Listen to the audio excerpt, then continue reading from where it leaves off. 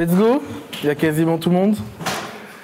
Déjà, merci à toutes et à tous d'être présents et présentes aujourd'hui. Avant même de commencer quoi que ce soit, les choses vitales. Donc, on a le Wi-Fi qui est ici, Talent Guest, mot de passe, DevRules, et le hashtag, pour ceux et celles qui vont sur Twitter, c'est le réveil. Juste par curiosité, qui me connaît déjà ? Okay, je commence à devenir célèbre. Pour ceux qui ne me connaissent pas, je m'appelle Nicolas Galita.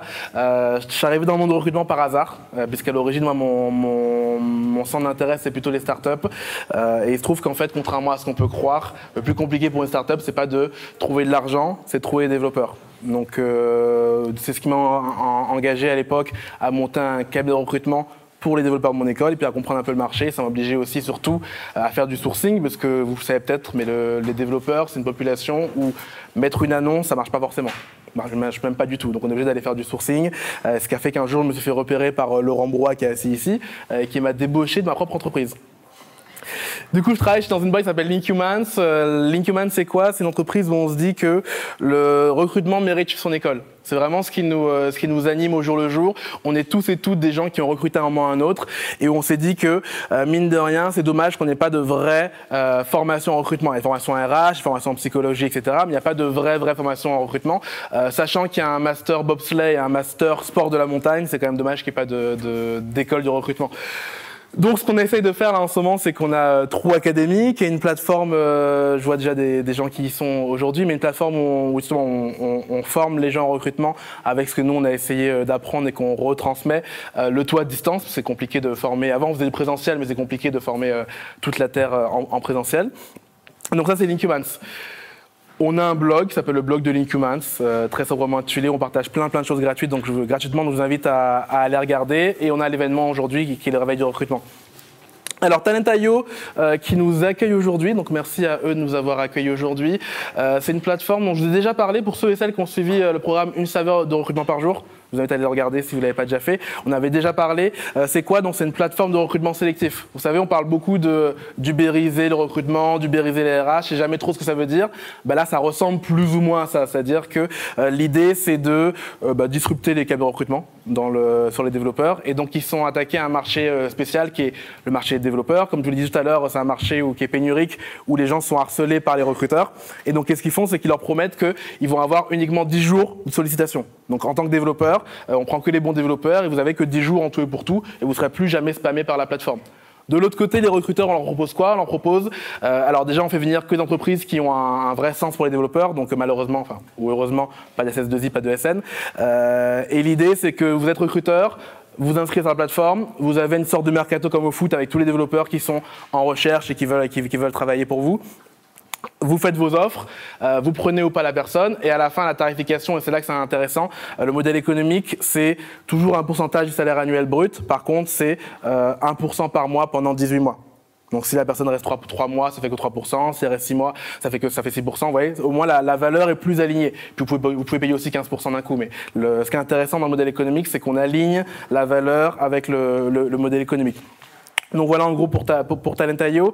Ah oui, Talent.io recrute. Donc, s'il y a des gens qui sont intéressés, ils ont des postes de Talent Advocate et Client Executive. Donc, en gros, c'est Talent Advocate, c'est les gens qui vont coacher les candidats. Client Executive, Account Management côté client. Par curiosité, qui est recruteur aujourd'hui ? Recruteur, vraiment que recruteur, pas RH.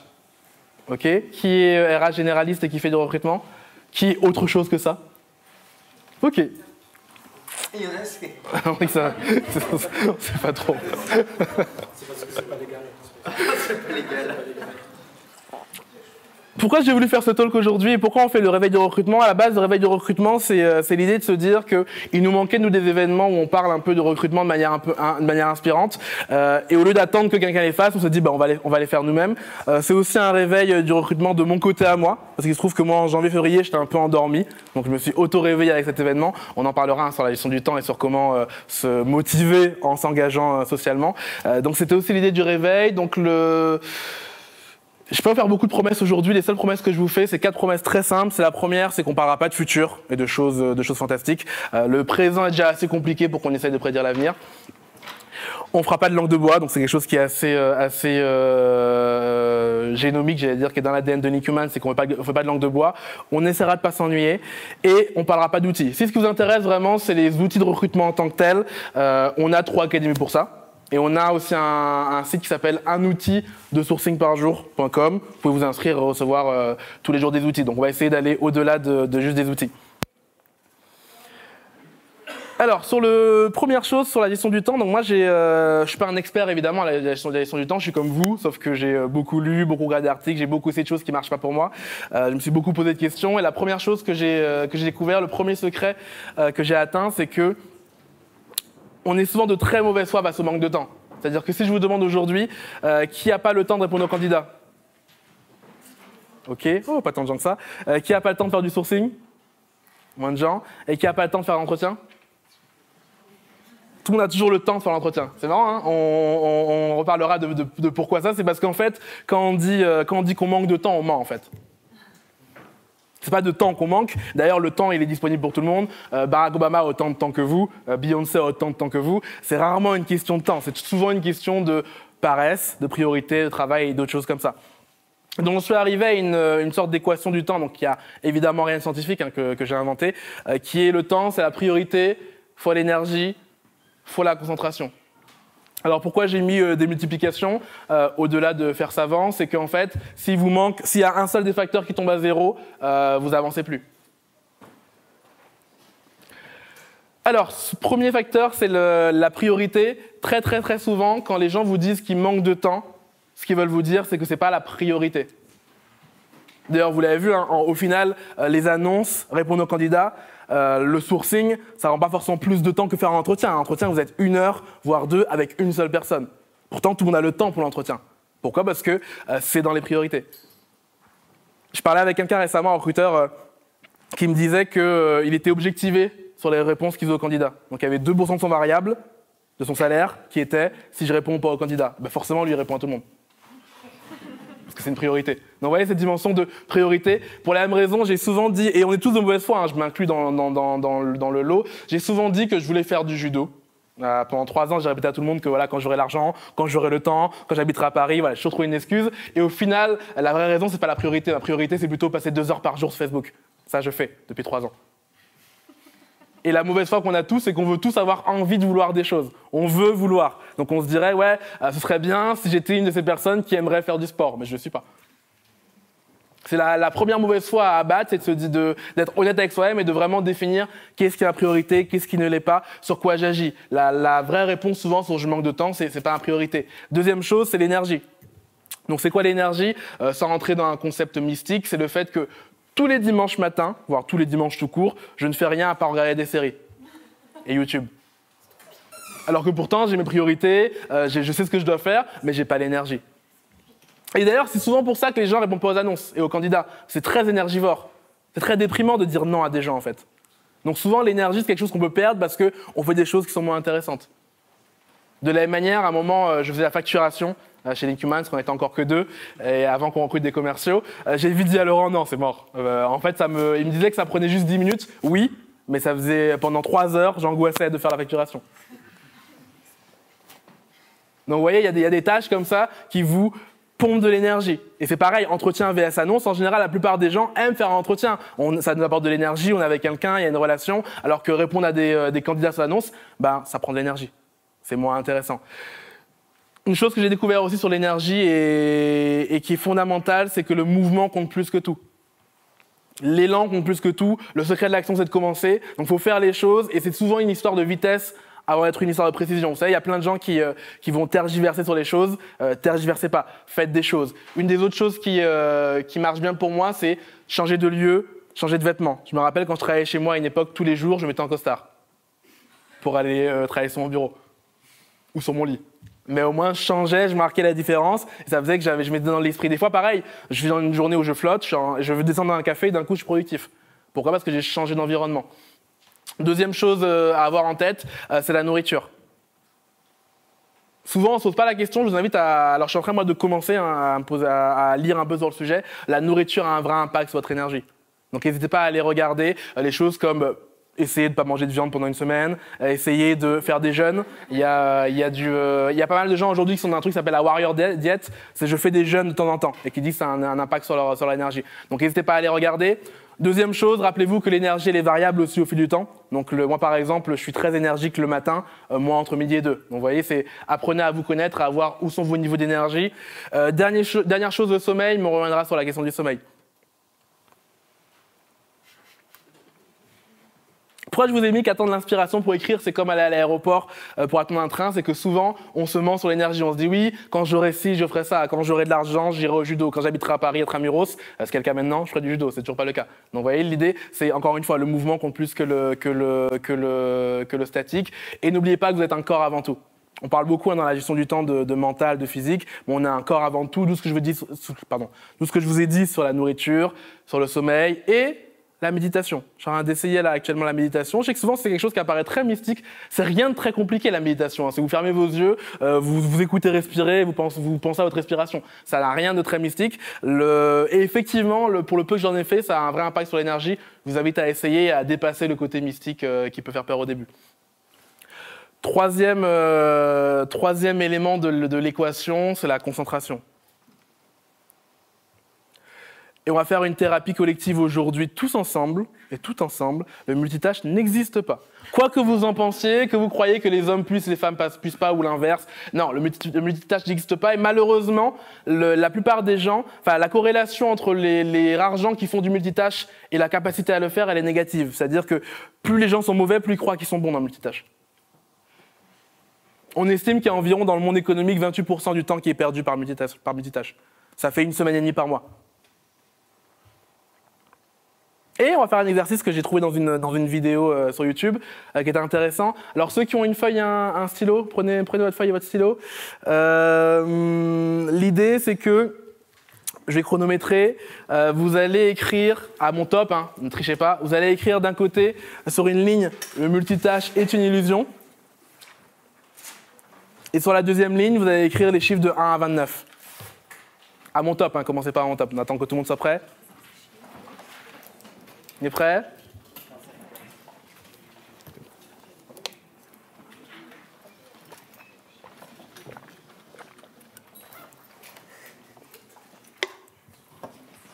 Vous avez ramené des feuilles, mais j'ai oublié dans mon sac. C'est bête.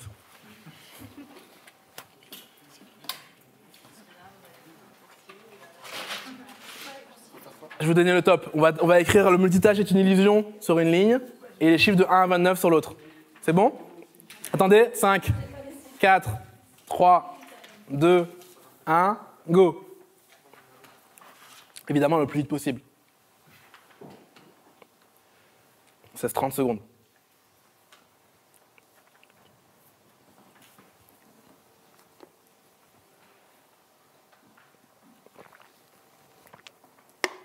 « 10 secondes.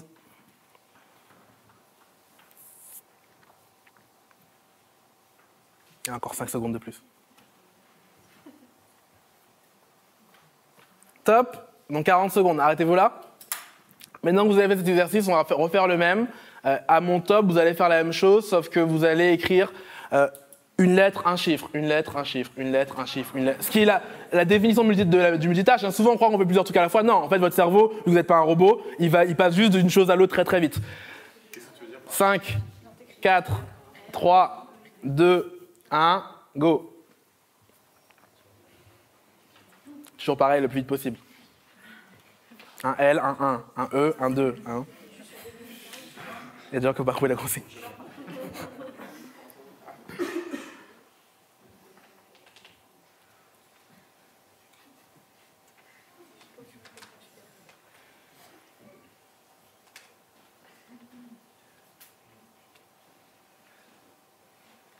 Il reste 5 secondes par rapport au temps de tout à l'heure.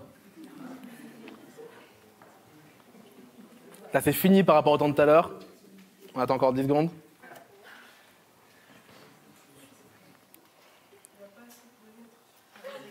Oui, c'est normal, ça. Si t'en es rendu compte, déjà, c'est que t'es concentré. Il y a beaucoup de gens qui vont pas s'en rendre compte. Là, on est à 50 secondes, il y a 20 secondes de plus que tout à l'heure. Quelqu'un a fini ou pas? Top. Donc, vous voyez, je vais laisser 25 secondes de plus que tout à l'heure. Vous avez dû observer sur vous les effets du multitâche. Parce qu'en fait, vous avez 3 conséquences majeures sur le multitâche qui sont le temps, la qualité, le stress. Le temps, vous l'avez vu, il y a un coup de basculement entre les tâches. Parce qu'en fait, on n'est pas des machines et avant de redémarrer une tâche, vous avez un temps de chauffe. Donc le temps augmente en fait. Au-delà du temps qu'il vous faut pour switcher, le temps global, il augmente. Deuxième chose, la qualité diminue. A priori, votre écriture, sur la deuxième fois, elle est moins précise que la première fois. Dernière chose, le stress augmente. Et c'est marrant parce que c'est un exercice qui est très simple. C'est écrire des lettres et des chiffres. Vous faites ça depuis que vous êtes tout petit. Pourtant, en faisant le multitâche, c'est plus stressant. Et ce qui est marrant, c'est que souvent, les gens confondent le stress avec l'efficacité. Comme votre cerveau est en surchauffe, on a tendance, quand on fait plusieurs choses à la fois, à confondre ce stress avec « je suis efficace ». Et la vérité, c'est que souvent, sur la concentration, on manque pas de temps, on manque d'attention, on manque de concentration. Et du coup, le grand danger, vous en avez plusieurs. Premier danger, c'est l'interruption. Quand vous faites une tâche, être interrompu, pour les raisons qu'on vient de voir. Deuxième chose, c'est l'éparpillement.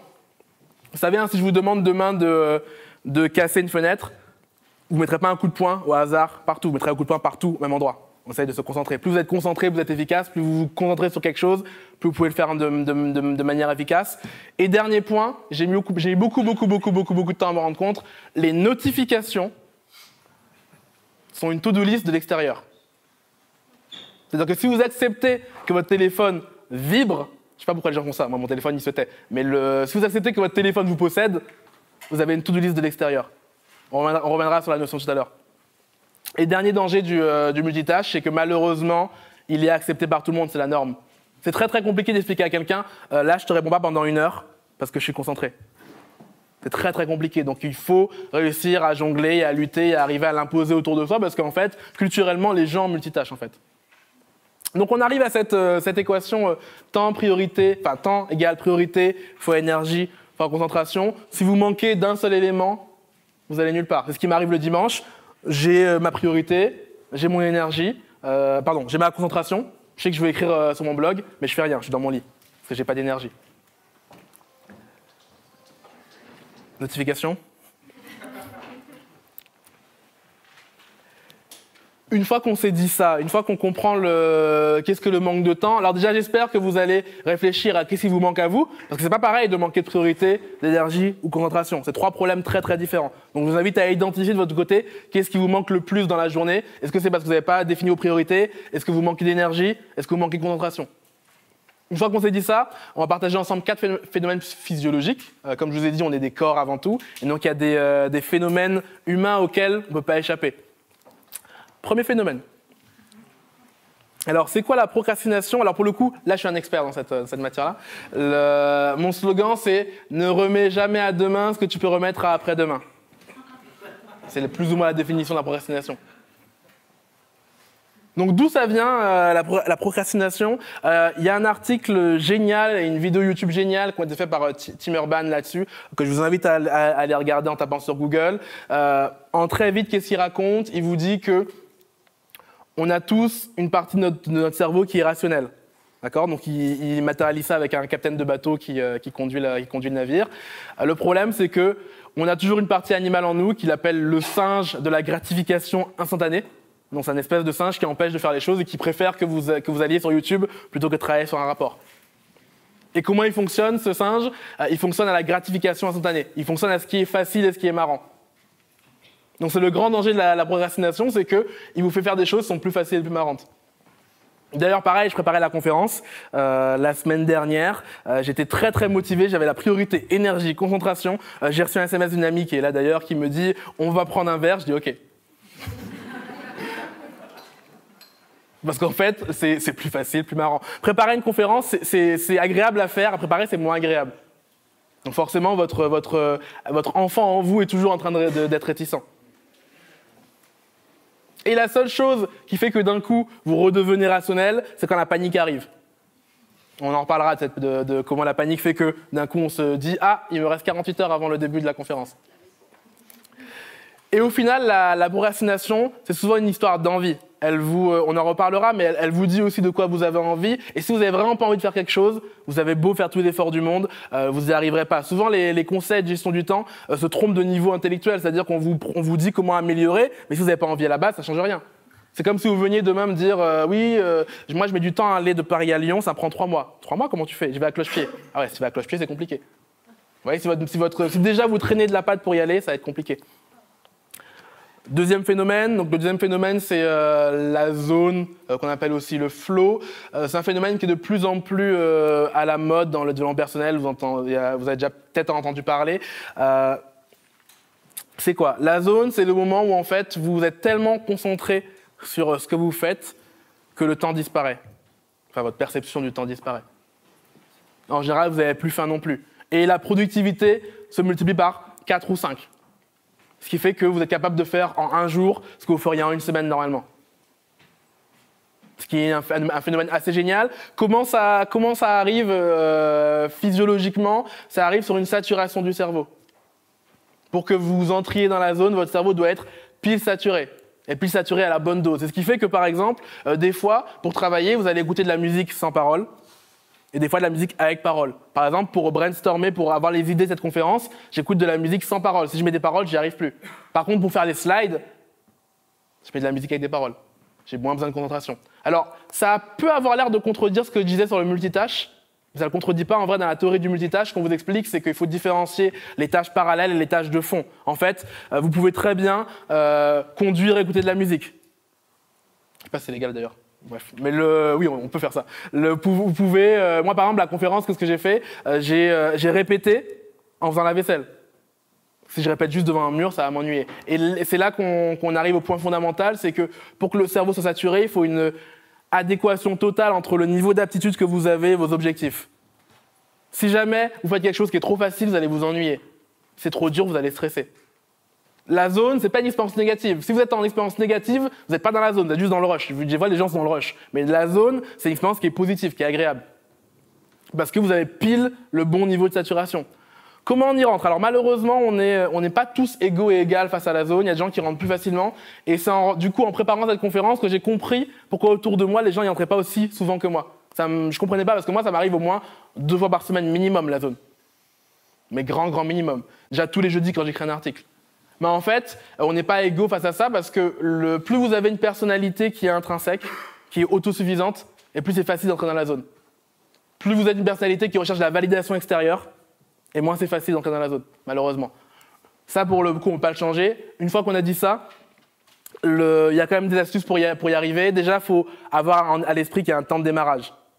On n'entre pas comme ça, il y a un temps de démarrage, vous ne devez pas être interrompu ou vous devez vous lancer pour pouvoir rentrer dans le flow. Il y a une dimension souvent de danger aussi. Le flow se déclenche souvent quand il y a un danger. Alors quand je vous dis danger, on ne va pas recruter en parachute. Je vous parle de, par exemple, avoir honte en public. C'est pour ça d'ailleurs qu'à chaque fois que j'écris un article ou que je fais une conférence, je rentre dans la zone, parce qu'il y a une dimension d'être embarrassé en public. L'autre manière de recréer artificiellement cette motivation, c'est ce qu'on appelle dans le livre qui parle de ce phénomène, la règle des 4%. Donc c'est quoi? C'est j'essaye de faire tous les jours 4% mieux que la veille. Ou toutes les semaines, 4% mieux que la semaine d'avant. Concrètement, ça pourrait être quoi pour nous? C'est je fais du sourcing, je vais chronométrer le temps qu'il me faut pour trouver 100 candidats, et demain, je ferai 4% plus vite.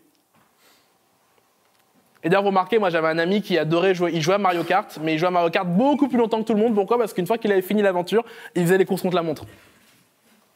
Et ça le passionnait, je sais pas comment il faisait, mais il était passionné par battre son record, battre encore son record. Donc il y a cette dimension de, si vous voulez y entrer plus facilement, de vous mettre des challenges de plus en plus élevés. Mais pas trop élevés. Pourquoi 4%? Parce que plus élevé, vous allez stresser. Encore une fois, la zone n'est jamais une histoire de stress. Dernière chose, et ça c'est pareil, je ne le savais pas avant de préparer la conférence, ça m'a éclairé sur le sujet. La zone étant un phénomène physiologique qui dégage des hormones, etc., c'est comme une drogue en fait. Et comme toutes les drogues, vous avez une chute. Et donc vous avez un moment de déprime. Donc quoi qu'il arrive, c'est que si vous utilisez la zone, déjà vous serez en état d'extase après avoir fait les choses. Donc là, après une conférence, on est dans un état qui est effectivement d'extase. Par contre, le lendemain, vous déprimez. Vous ne savez pas pourquoi, mais vous déprimez. Il faut l'avoir en tête si vous vous engagez là-dedans. Donc c'est quelque chose qu'on ne peut pas faire non plus. Vous ne pouvez pas être en zone pendant toute votre vie. Pendant toute une semaine, vous avez forcément une limite. Troisième concept, c'est l'habitude. Alors, qu'est-ce que j'entends par habitude? Vous avez 40% des choses qu'on fait au jour le jour qui sont en fait des choses habituelles, des choses qu'on fait mécaniquement. Ce qui est magique avec l'habitude, c'est qu'une fois que vous êtes habitué, ça vous prend beaucoup moins d'énergie à faire les choses. Parce que vous vous rappelez, la première fois que vous avez conduit une voiture, c'est hyper compliqué. Il y a un levé de vitesse, il y a des freins, c'est hyper compliqué. Une fois maintenant qu'on conduit tous les jours, on s'en rend même plus compte. Comment ça fonctionne l'habitude? Ça fonctionne en 3 étapes. Vous avez un déclencheur toujours, une routine et une récompense. S'il n'y a pas de récompense, il n'y a pas d'habitude. Et comment je peux créer une habitude? Et c'est là que c'est intéressant, c'est qu'en fait, il vous suffit pour créer une habitude, et vous avez beaucoup en pareil sur les blogs là, de gens qui vous parlent de créer vos routines. Comment on crée une habitude? En l'insérant après une autre habitude. De telle sorte que l'habitude précédente soit le déclencheur. Exemple typique, je vais faire mon sourcing LinkedIn après me brosser les dents. C'est un peu bête comme exemple, mais vous avez compris l'idée. Parce que vous avez l'habitude de vous brosser les dents, j'espère, plus ou moins tous les jours, et du coup, ça va faire un déclencheur pour la prochaine habitude. Le grand avantage de l'habitude, c'est que déjà, contrairement à la zone de précédemment, elle ne consomme pas d'énergie, justement. Elle consomme beaucoup moins d'énergie, parce que c'est machinal. Alors, c'est quoi la fatigue décisionnelle?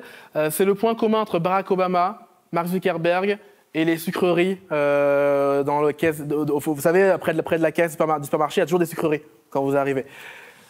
Le rapport entre tout ça, c'est qu'en fait, la théorie de la fatigue décisionnelle, c'est de se dire que vous avez une sorte de capital d'énergie de décision, et plus vous prenez de décisions, moins vous êtes apte à en prendre de nouvelles dans une journée, avant de vous recharger. C'est ce qui fait que souvent, quand vous laissez trop de choix aux gens, ils ont la paralysie du choix. Et je connais des gens qui sont très impactés par ça.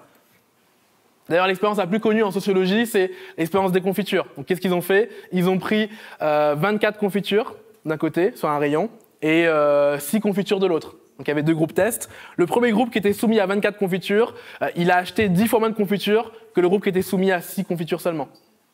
Pourquoi? Parce que plus vous avez de choix, plus vous êtes paralysé. Et pareil, plus vous avez de choix, plus vous avez l'impression que si vous faites un choix, ce sera le mauvais. Donc on a tendance à être tétanisé par le choix. Et c'est un phénomène qui est super dangereux. C'est un des phénomènes dont on estime qui compose l'irrationalité humaine. C'est pour ça aussi, par exemple, je ne sais pas si vous saviez, mais les décisions des juges sont moins sévères le soir que le matin. Si un jour vous passez au tribunal, demandez à passer le soir. Et ça, il faut l'avoir en tête. J'ai oublié de vous dire pourquoi Barack Obama, Steve Jobs, Mark Zuckerberg, parce qu'en fait, c'est 3 personnes qui ont déjà déclaré dans la presse qu'ils n'avaient qu'une seule tenue. Alors, Obama, président, il a dû en mettre plusieurs, mais vous voyez le suite de Mark Zuckerberg, le turtleneck noir de Steve Jobs. Pourquoi? Parce que comme ça, vous avez une décision de moins dans la journée. Et je peux vous dire que j'hallucine quand je vois mes amis qui tergiversent devant leurs vêtements. La vie est trop courte pour tergiverser devant des vêtements. Alors, sur les 4 phénomènes, du coup, ce que je vous invite à faire, c'est de vous connaître vous-même, du coup, d'avoir conscience des phénomènes et de ne pas lutter contre votre corps, ne pas lutter contre votre nature. Malheureusement, ou heureusement pour certains d'entre eux, ces phénomènes sont ancrés. Une fois que je vous ai dit ça, vous réparez les 11 règles sur le temps que j'ai déduit, moi, mais alors ça a rien de... C'est une espèce de florilège de ce que moi j'ai retenu, c'est pas exhaustif. Mais voilà ce que je retiens, moi, de mes divers allers-retours, mes divers déboires sur le sujet. C'est que, premièrement, le focus est la chose la plus importante. C'est quoi le focus? Pareil, c'est un terme qui est super à la mode en ce moment. Pourquoi? Parce qu'en fait, le focus résout l'équation que je vous ai donnée tout à l'heure. Le focus, c'est vous avez l'énergie, la concentration, la priorité. Et encore une fois, super important d'avoir les 3. Que penseriez-vous de quelqu'un qui creuserait et reboucherait des trous très énergiquement? Et malheureusement, beaucoup de comportements qu'on a aujourd'hui, c'est de creuser et reboucher les trous. Pareil, qu'est-ce qu'on penserait de quelqu'un qui conduit un avion après 2 nuits blanches, sans énergie? Donc vous voyez, il y a cette vraie dimension de comment j'établis ce focus, avec aussi ce lien que, au final, vous connaissez la phrase, science sans conscience n'est que ruine de l'âme. C'est un peu ça, vous pouvez faire des choses très efficacement, de manière très efficiente, sans que ça ait aucun intérêt. Rappelez-vous aussi la théorie des 10 000 heures, je ne sais pas si vous connaissez la théorie des 10 000 heures, c'est de se dire qu'il faut 10 000 heures, grosso modo, pour être expert de classe mondiale dans un sujet. Mais la question, c'est, vos 10 000 heures, vous voulez les mettre où? Sachant que 10 000 heures, c'est quoi? 10 000 heures, c'est 28 ans si vous mettez 1 heure par jour. Par contre, c'est 3 ans et demi si vous mettez 8 heures par jour. Et 7 ans si vous mettez 4 heures par jour. Maintenant, vous comprenez aussi pourquoi on prend les enfants très jeunes pour jouer au football. Donc mon idée, c'est ces 10 000 heures, finalement, c'est quand même un volume qui est très très grand. Dans quoi je les mets? Dans quoi je veux devenir un expert? Dans quoi je veux devenir bon? Et si jamais j'ai pas mon focus et que j'ai pas la vision sur ce que je veux faire, sur où je vais, malheureusement, je peux faire des choses très inutiles. Je connais des gens qui sont très très très très bons à faire des choses très très très inutiles. Deuxième chose, et ça décomplexera peut-être une partie d'entre vous qui étaient comme moi stressés par tous les conseils, la procrastination n'est pas une ennemie. J'irai pas jusqu'à dire que c'est une amie non plus, mais c'est pas votre ennemi, c'est un signal. Et en fait, la procrastination, elle explique plein de choses, notamment que vous ne pouvez pas lutter entièrement contre votre enfant intérieur. Donc si vraiment vous n'avez pas envie de faire les choses, la procrastination, c'est aussi un signal pour vous dire « c'est pas intéressant ». Vous savez, là, récemment, on a pris la décision de me concentrer, que moi, je me concentre uniquement sur le contenu chez Linkemans. C'était en janvier, et que j'arrête de faire du marketing. De janvier à février, j'ai rien fait. Tellement que Laurent m'a appelé en me disant « qu'est-ce que tu fais? Pourquoi tu fais plus rien ?» Il s'en est rendu compte au bout de 2 mois. Mais pourquoi? Parce qu'en fait, j'ai fini par analyser ce qui se passait en moi. En fait, j'avais pas envie de lâcher le marketing. Parce que je considère que c'est une mission vitale pour l'entreprise, je considère que j'ai quelque chose à apporter là-dedans et j'avais pas envie de le lâcher. Et en fait, en me posant la question à moi-même, en me demandant pourquoi je faisais pas les choses, c'était juste qu'en fait, j'avais pas envie. Et j'avais envie de continuer le marketing. Donc des fois, les blocages que vous pouvez avoir, ils sont juste à ce niveau-là. Posez-vous la question de pourquoi vous n'avez pas envie de faire les choses. Je sais que c'est trivial. Je sais que vous parlez de sommeil à une conférence sur le temps, c'est quand vous parlez de communication à une conférence sur le couple. Et malheureusement, de communication à une conférence sur le couple, et malheureusement, c'est vraiment vrai. Si jamais vous négligez votre sommeil, tout le reste est flingué. Et on n'est pas du tout égal face à ça. Il y a des gens qui ont besoin de 12 heures de sommeil, des gens qui ont besoin de 4 heures de sommeil. Mon père, il dort 3 heures par jour. Par jour, et il est très bien. Une chose qui est pas mal sur le sommeil, j'ai pas eu le temps de la tester parce que j'ai découvert en préparant la conférence, c'est l'expérience du sans réveil. Essayez pendant 1 mois de pas avoir de réveil. Alors, à condition de pouvoir, en vacances, quelque chose comme ça. Et qu'est-ce que racontait la personne qui avait essayé? Elle disait qu'en fait, au début, elle se réveillait super tard. En fait, ton cerveau se dit « Ah ouais, chouette, je peux dormir longtemps, je vais dormir longtemps, je vais emmagasiner, j'emmagasine. » Une fois que le cerveau a compris qu'il n'y a pas de danger, il a retrouvé un rythme normal. Et ce qui est intéressant, c'est qu'en plus de ça, il dort moins, il a besoin de moins de sommeil que ce qu'il avait besoin avant. Il a réduit de 2 heures par jour son besoin de sommeil. Parce qu'en fait, il laisse son rythme naturel s'installer.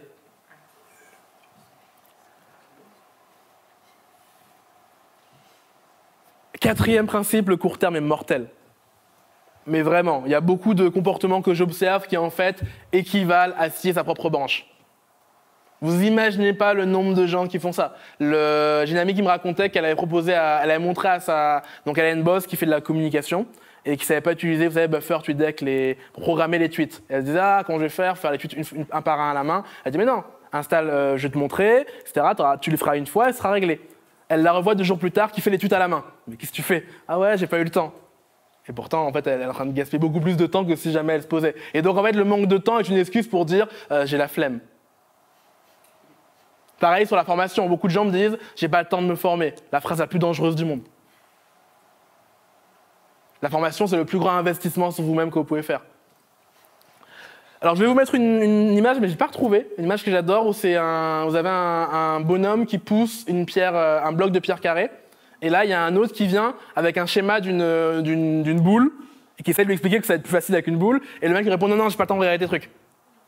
Et continue à pousser sa pierre carrée. Donc vous voyez, très très souvent, on sacrifie le long terme pour le court terme. D'ailleurs, la plupart des accidents de sécurité qui adviennent, c'est toujours des histoires comme ça.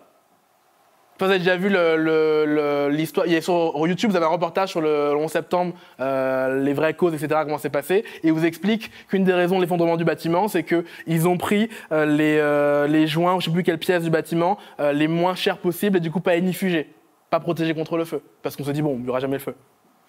Ouais, j'ai sacrifié le court terme pour le long terme, avec les conséquences que vous connaissez.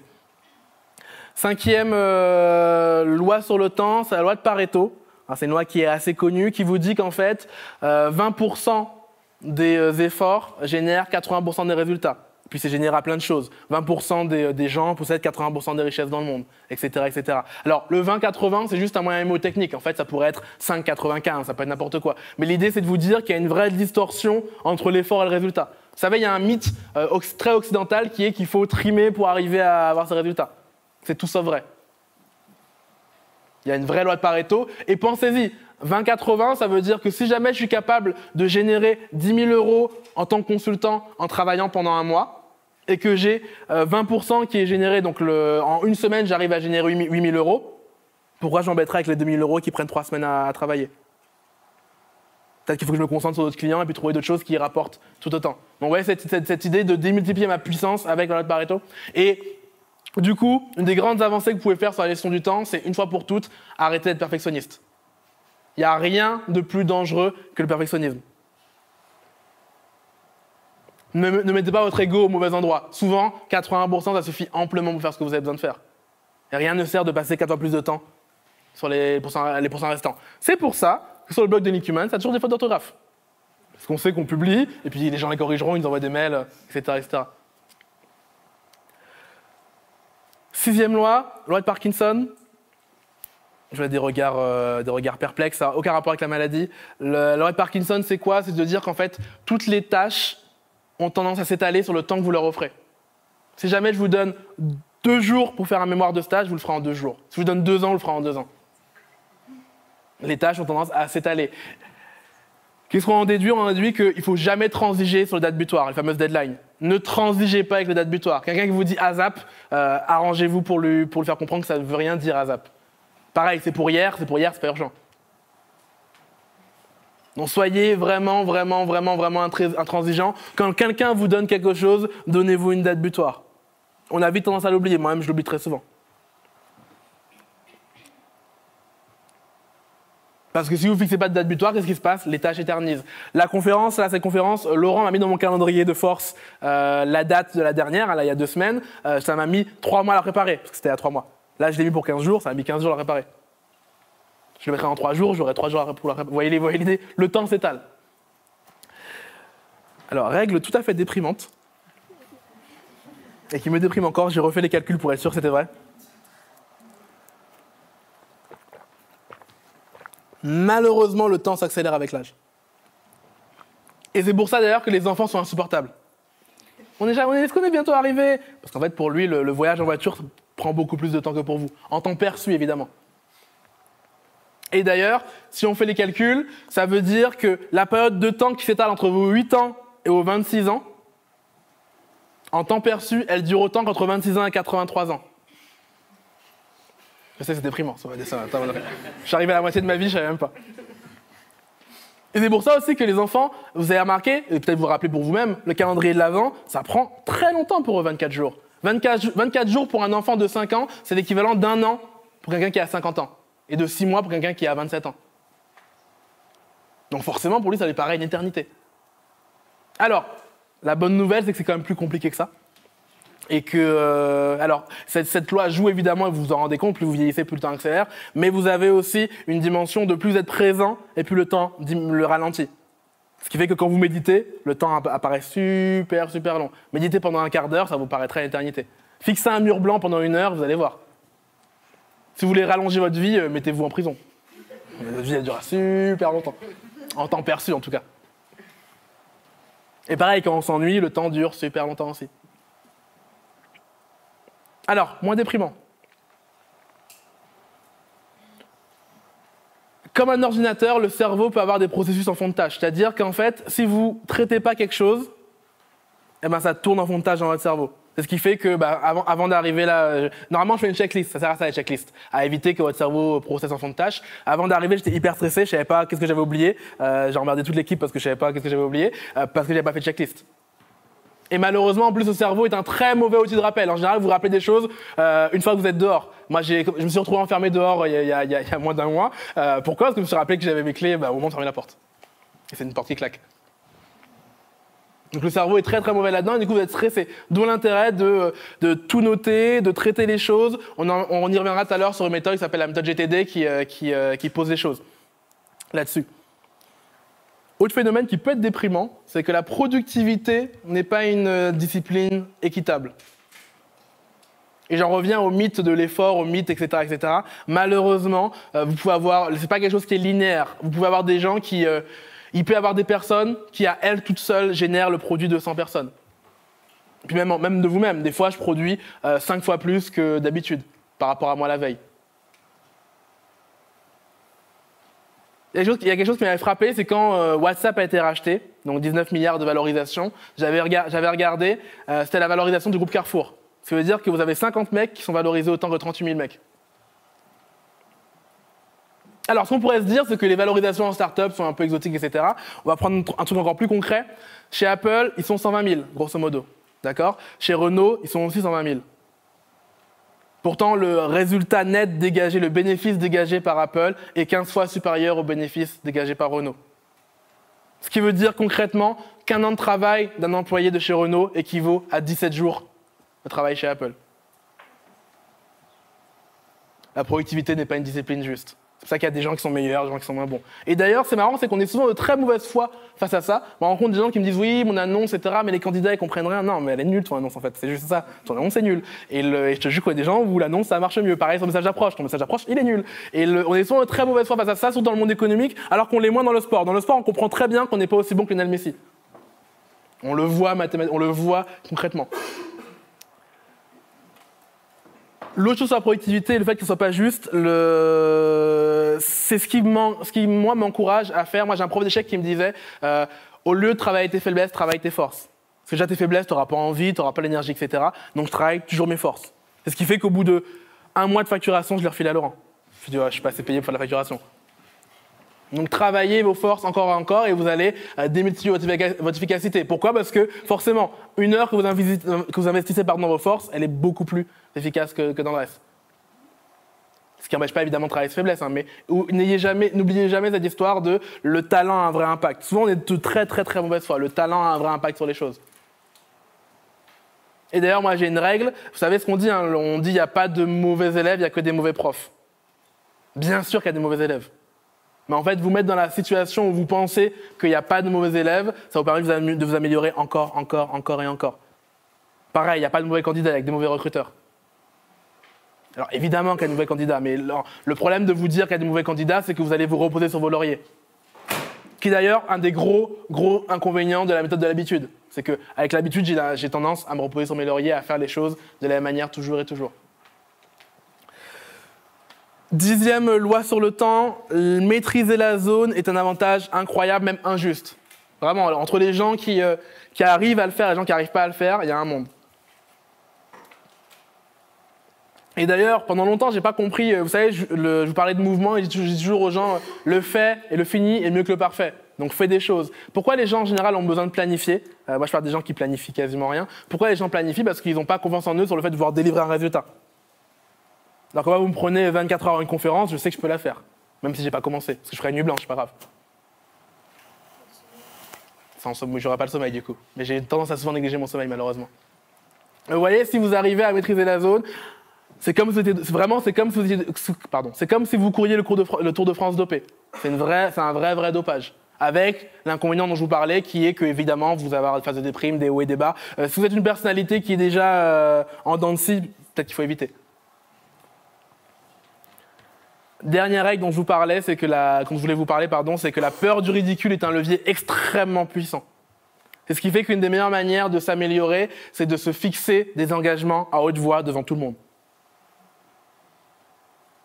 C'est comme ça que je suis devenu végétarien. Pendant 5 ans, j'arrêtais pas de dire aux gens oui, je vais devenir végétarien, j'en suis convaincu, on va faire ci, ça. On me disait mais tais-toi, tu l'es pas, arrête de nous emmerder. Et un jour, quelqu'un m'a dit ok, nouvelle résolution, d'ici 2015 tu le seras. En croyant que j'allais me défiler, je dis mais non ok, pari conclu. Et c'est avec ce pari que je suis devenu végétarien. Pareil là, le fait d'avoir annoncé pour le 11 avril, je suis prêt le 11 avril, point final. Donc n'hésitez pas à travailler avec un mentor. Moi j'ai une amie qui me sert à ça. Ok, vous savez, j'ai un blog qui s'appelle Dessine-toi un emploi où j'accompagne du coup les candidats côté recruteur je prends l'info côté recruteur et je la divulgue côté candidat. Et d'ailleurs, ça fait longtemps que j'ai pas travaillé dessus parce que j'ai plus d'énergie pour le travailler. Autre sujet. Mais on fait tous les 3 mois, enfin on faisait tous les 3 mois un compte rendu des actionnaires. Donc on fait comme si c'était actionnaire, je faisais un compte rendu, je lui dis voilà, le blog il a fait tant d'articles, enfin tant de partages, tant de lecteurs, tant de likes sur Facebook. Et en fait, le fait de m'être engagé devant elle, ça fait que je fais les choses. D'ailleurs, la création de ce blog, c'était pareil. Au début, j'avais dit que je faisais un blog. J'ai commencé à envoyer des petits articles à mes amis, mais sur des brouillons, sur des Word. Hein. Et d'ailleurs, autre astuce, quand je vous disais que le mouvement compte plus que tout, souvent les gens essayent de faire les choses sans brouillon. Il n'y a rien de pire.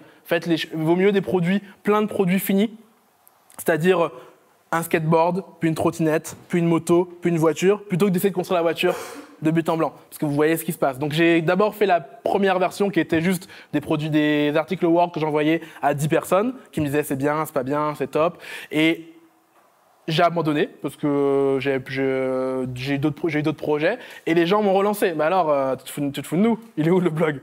Et donc j'ai lancé parce que les gens ont mis la pression.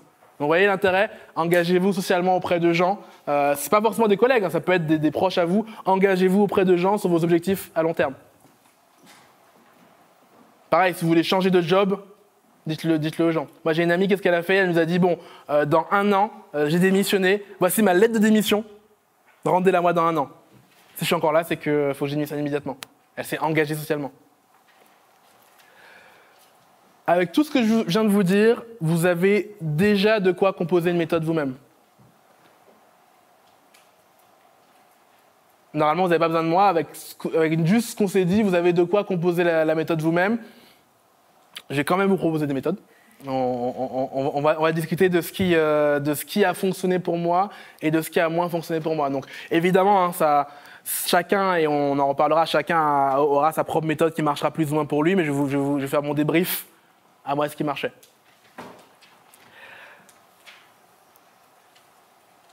Première chose que tout le monde connaît, la to-do list. Donc je fais des listes de choses au fur et à mesure. Faites très très attention à la to-do list. La to-do list, si elle n'est pas bien faite, c'est le meilleur moyen de faire des choses inutiles. Et de perdre la vue sur l'objectif, parce qu'en général, la to-do list, elle est de court terme. Donc avant d'utiliser l'outil galvaudé de la to-do list, n'hésitez pas à fixer vos objectifs plus long terme que les objectifs de la journée.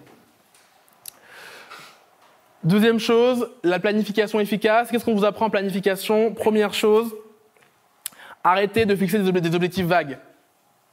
Première chose. Deuxième chose, découpez en morceaux les tâches que vous allez faire et surtout, faites des priorités. Faites pas une to-do list dans le désordre, faites des priorités. Exemple, si demain vous vous dites je veux apprendre à coder c'est vague. C'est pas un élément actionnable. Ce qui sera actionnable, c'est samedi, je vais passer 15 minutes sur 4academy.com. Ça, c'est actionnable. Vous voyez la différence entre des tâches vagues et tâches non vagues. Et surtout, le fait de découper en petits morceaux vous permet d'être moins paralysé face à l'action. Souvent, vous avez ce phénomène, c'est que face à un... C'est pas compliqué. C'est quoi la meilleure manière de manger un éléphant? C'est cuillère par cuillère. Vous n'avez pas d'autre choix. Donc découpez avant les tâches qui s'offrent à vous pour qu'elles soient moins submergentes. Et vous allez voir que juste faire ce travail, en général, ça vous libère. Je l'ai fait avec une amie dont le but était de démissionner de son poste. On a fait quoi? On a listé toutes les actions qu'elle devait faire. Et là, du coup, on se sent mieux parce que les choses sont listées. Alors, l'email.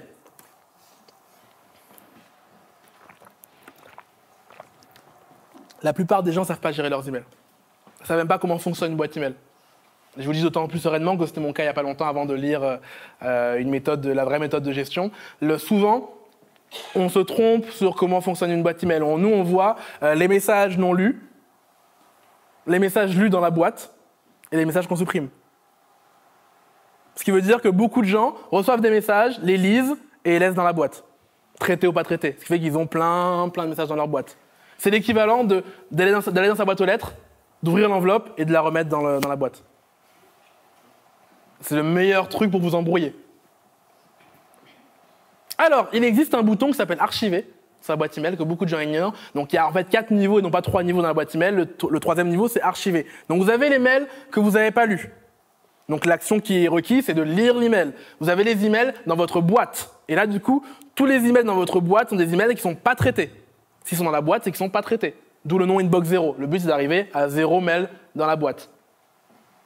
Et du coup, le troisième niveau, c'est l'archive. Une fois que j'ai traité un mail, je l'archive.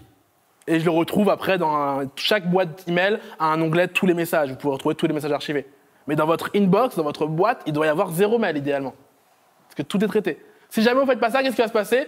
Comme moi, quand on m'a appris la méthode, j'ai fait un audit où j'ai pris mes 3000 mails de Hotmail dans la boîte et je me suis rendu compte qu'il y avait des mails il y avait 1 an et demi, on m'avait demandé un truc et je n'ai pas répondu. Parce qu'ils sont perdus dans le flow. Donc là, normalement, une boîte email, c'est comme une boîte aux lettres, c'est fait pour être vide. C'est juste un espace temporaire avant d'arriver à un archivage ou dans des dossiers, etc. etc. Autre méthode qui marche, qui est pas mal, alors j'ai jamais essayé moi-même, parce que moi j'ai une autre méthode pour les emails, c'est ne pas répondre. Une autre manière de traiter. Je réponds en 15 jours, grosso modo. Mais les emails de la veille, c'est quoi? C'est un PDG qui racontait, alors il n'a pas ce choix-là. Qu'est-ce qu'il fait? Pour éviter la sensation d'être submergé par son email et de jamais arriver au bout, il ne traite que les emails de la veille. Et donc il se fixe un moment où il commence, il ne fixe pas de limite, donc il traite tous les emails, peu importe le temps que ça va lui prendre. Par contre, il ne traite que ce qui est arrivé la veille. Donc il n'y a rien qui arrive de nouveau. Il arrive à avoir une estimation du temps que ça va lui prendre parce que c'est un chiffre qui est bloqué. Je vous invite à essayer, à me dire si ça ne marche pas pour vous. Moi, je n'ai jamais essayé personnellement. On arrive à la méthode la plus connue. Qui connaît déjà la méthode GTD? 2 personnes? 3? Alors GTD pour Getting Things Done, c'est la méthode de loin la plus connue de gestion de temps, qui est une méthode qui est très lourde mais qui est intéressante et il y a de quoi piocher là-dedans. Premier constat que fait la méthode, c'est la règle dont je vous parlais. Vous savez que les tâches tournent en fond dans votre cerveau. Donc pour éviter ça, lui, sa théorie, c'est que la plupart du stress qu'on a vient du fait qu'on a des tâches qui sont dans notre cerveau. Parce que notre mémoire est faite pour traiter les choses, pas pour les retenir. Donc il vous dit, première chose, vous allez lister tout ce que vous avez à faire dans votre vie. Mais vraiment tout. Ça vous prendra 1h30, il y aura plein de trucs. Et vous allez voir, rien que le fait d'avoir listé tout, vous allez souffler, pardon. Deuxième chose, à partir de maintenant, vous allez traiter les choses qui arrivent. Donc quelque chose qui arrive doit être traité, ou en tout cas, il doit y avoir une action immédiate. C'est quoi l'action immédiate? Donc vous avez des espèces de grands schémas, je vous ai pas refait, mais je vais vous les synthétiser. Concrètement, une action se présente à vous. Première question, c'est est-ce que ça prend moins de 2 minutes? Si ça prend moins de 2 minutes, il vous dit faites-le. Ça prend plus de temps à traiter et à mettre dans le système que ça vous aurait pris à la traiter tout court. Donc moins de 2 minutes, faites-le. Ce qui d'ailleurs est en contradiction avec ce que je vous ai dit sur l'interruption, hein, vous voyez. La plupart des méthodes se contredisent. Hein. Vous allez le voir, la plupart des méthodes se contredisent, donc c'est à vous de voir ce qui marche le mieux pour vous. C'est pour ça que moi ça marche moins bien pour moi, parce que moi j'aime pas trop m'interrompre. Mais du coup, vous avez une tâche, vous la traitez en moins de 2 minutes. Si elle est traitable en moins de 2 minutes, plus de 2 minutes, 2 solutions. Soit vous déléguez, si vous avez la chance de pouvoir déléguer des choses à des gens. C'est mon cas depuis très récemment. Et la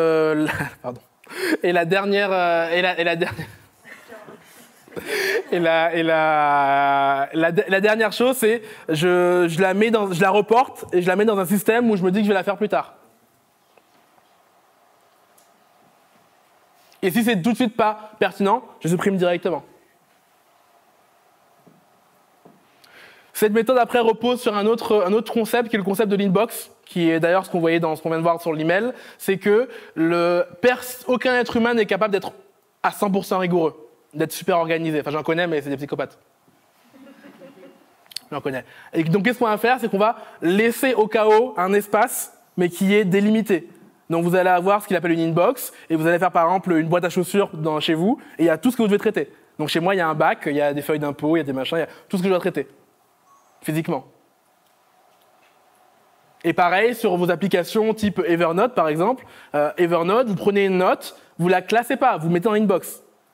Vous faites un dossier inbox, et après, vous viendrez la traiter. L'idée, c'est de séparer la phase de collecte de la phase de traitement. Parce que si jamais vous ne faites pas ça, ce qui va se passer, c'est que vous allez avoir l'angoisse de casser les choses. Vous savez, quand on n'a pas un endroit de bord où c'est le chaos, on a peur de faire des choses dessus. Donc mettez-vous à un endroit où il y a tout le bordel, tout qui arrive, le flux, c'est l'endroit où vous traitez les choses. Deuxième concept intéressant dans la méthode, alors je ne ferai pas tout parce que c'est un bouquin de 300 pages, mais je vous l'ai amené pour ceux qui vont regarder à la fin. c'est de se dire que l'agenda doit être à 100% fiable. C'est-à-dire que tout ce qui est dans l'agenda doit être un rendez-vous obligatoire. Donc je ne mets pas de to-do list dans l'agenda, je ne mets pas de tâches dans mon agenda. C'est le meilleur moyen pour confondre les tâches et les choses et rater des rendez-vous en fait. Donc dans mon agenda, vous n'avez que des choses où je dois être présent. Typiquement 18h30 aujourd'hui, dans mon agenda. Mais préparer la conf, non, to-do list. Donc dans l'agenda, je m'interdis de mettre des choses qui ne sont pas des choses où je dois me rendre physiquement et où si je les annule, il peut y avoir des conséquences. Donc je ne mets que ça dans mon agenda pour avoir la vision claire. Mon agenda est du coup un compagnon où dès que je l'ouvre, je sais où sont mes obligations pour de vrai. Et du coup, il vous propose de compenser avec un outil qui s'appelle l'échéancier, que je ne vous décrirai pas aujourd'hui, je vous invite à aller regarder, qui est un outil où vous avez tout ce que vous avez à faire dans le mois. Donc vous mettez les choses qui ne sont pas obligatoires, mais que vous pouvez reporter, etc., dans une espèce de grand classeur avec 30 jours. Et bref, c'est hyper organisé et ça vous permet de vider votre agenda. Dernier élément intéressant de la méthode GTD, c'est mais j'ai oublié ce que j'allais vous dire. Oublié. Donc ah oui, to-do list contextuel, pardon. Donc les to-do list contextuels, c'est quoi? C'est au lieu de faire des to-do list juste basiques, je vais mettre un contexte, maison, ordinateur, bureau, téléphone. Et en fait, dans chaque to-do list, il n'y aura que les choses que je peux faire à cet endroit-là. Ce qui veut dire que je m'assieds devant mon ordinateur, j'ouvre ma to-do list ordinateur, j'ai tout ce qu'il y a à l'ordinateur. J'ouvre ma to-do list maison, tout ce qu'il y a à faire dans la maison. J'ouvre ma to-do list dehors, tout ce qu'il y a à faire dehors. Vous voyez l'idée? C'est un des rares concepts que j'ai retenu parce qu'il est hyper efficace. C'est au lieu de faire une to-do list juste globale, je les différencie par contexte. C'était un très bref résumé de la méthode GTD qui est beaucoup plus complexe que ça. Je vous invite à aller soit lire le livre, soit vous renseigner. Mais voilà, parce que moi, j'en ai retenu et que j'utilise vraiment au jour le jour. Notamment l'email. La gestion de l'email a révolutionné mon traitement de l'email. Matrice d'Eisenhower, c'est un truc que moi, je n'utilise pas parce que j'ai une vision assez claire. On en reparlera de ce qui est important et ce qui n'est pas important. Moi, j'ai une devise dans le business, il n'y a rien d'urgent. Je ne suis pas pompier, personne ne mourra. Au pire du pire, on me fera engueuler, mais c'est pas grave.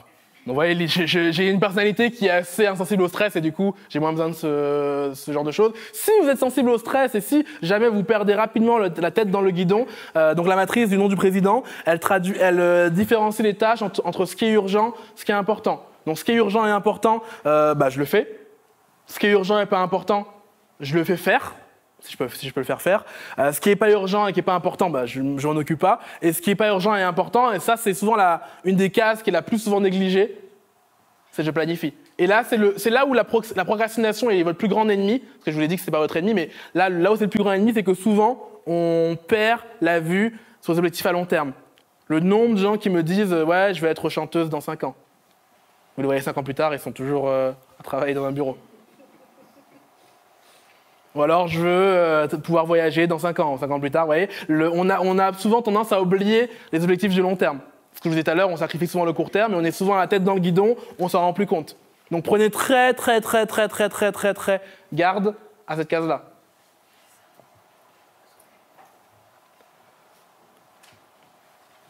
Voilà une des rares méthodes qui marche vraiment pour moi, mais à tous les coups. Alors, ce qui est compliqué, c'est que comme j'en ai pas fait une habitude, en fait, je le fais rarement. Je le fais que quand je me rappelle. Il faudrait que je me fasse une routine où je le fais souvent, mais quand vraiment j'ai du mal à travailler, j'ai du mal à être motivé, j'ai du mal à faire les choses, j'utilise ce qu'on appelle la méthode Pomodoro, donc qui veut dire tomate en italien. Pourquoi? Parce qu'en fait, pourquoi tomate? Parce que ça s'inspire alors j'en ai pas mis un là, mais je vous en ai ramené un aussi d'ailleurs. C'est vous savez le fameux minuteur tomate qu'on a dans la cuisine. D'ailleurs, j'ai poussé, normalement, il y a des applications, j'ai poussé le truc jusqu'au fait d'en commander un sur Amazon, donc j'ai un minuteur tomate que j'utilise. Et ça marche super bien, puis il sonne au bout de... L'idée de la méthode, c'est quoi? C'est je vais recréer artificiellement les conditions de la zone. Alors, c'est une méthode qui, par contre, ne vous donne pas la priorité. Contrairement à ce que vous avez tout à l'heure, Eisenhower qui va classer les priorités, elle ne s'occupe que de vous concentrer. Comment elle fait ça? Vous allez vous définir des plages horaires. Donc c'est quoi? C'est des temps de travail de 25 minutes. On se dit qu'en fait, on ne peut pas être concentré vraiment à fond plus de 25 minutes de manière facile. Donc que 25 minutes, des pauses de 5 minutes à chaque fois. Et toutes les 4 pauses, on met 15 minutes de pause. Vous pouvez évidemment changer les temps. Mais pourquoi on fait ça? Parce qu'en fait, le fait que votre cerveau sache qu'il aura droit à une pause, sera beaucoup plus facile de résister à la notification Facebook ou SMS qui arrive. Vous savez que dans 20 minutes, dans un quart d'heure, vous allez les traiter. Et ça vous permet aussi de faire le compromis. Vous savez, je vous ai dit que le multitâche est compliqué, mais c'est compliqué de dire aux gens aussi de ne pas me déranger. Là, vous avez une sorte de compromis, c'est que vous êtes à fond pendant 25 minutes, pendant 5 minutes, vous faites autre chose. Enfin, vous êtes dans la distraction ou dans d'autres choses. Et ça recrée du coup, à chaque fois, les conditions un peu de la zone, artificiellement. Parce que je suis à fond dans ce que je fais. Autre méthode, et qui, elle, du coup, vous permet de prioriser, donc là on est sur la dimension priorité du temps, c'est la méthode 1-3-5. C'est quoi 1-3-5? C'est de se dire que je ne vais m'autoriser sur ma to-do list à avoir uniquement 9 tâches. 5 plus 3 plus 1, ouais ça, 9 tâches. Il y en aura une qui est la vraie tâche que je veux faire avancer aujourd'hui. 3 qui sont les tâches intermédiaires que j'ai mis en bas là, et puis 5 tâches ou plus. Alors c'est pas grave si vous faites 5 ou plus, mais l'idée c'est d'avoir au moins 1 et 3. Ce qui est bien avec cette méthode, c'est qu'elle est super facile à mettre en œuvre. Évidemment, parce qu'il vous suffit juste d'avoir un post-it. Et puis un stylo.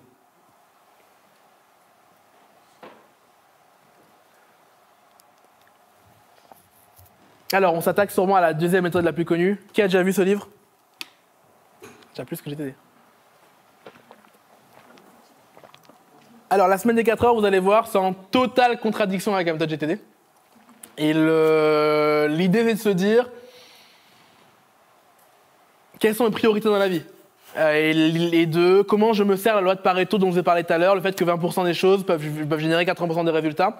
C'est quelqu'un qui s'appelle Tim Ferriss et qui s'est rendu compte un jour en allant en vacances, il en avait un peu marre, il est parti en vacances, il avait un business qui tournait en ligne où les gens pouvaient acheter tout seul sans avoir besoin de lui.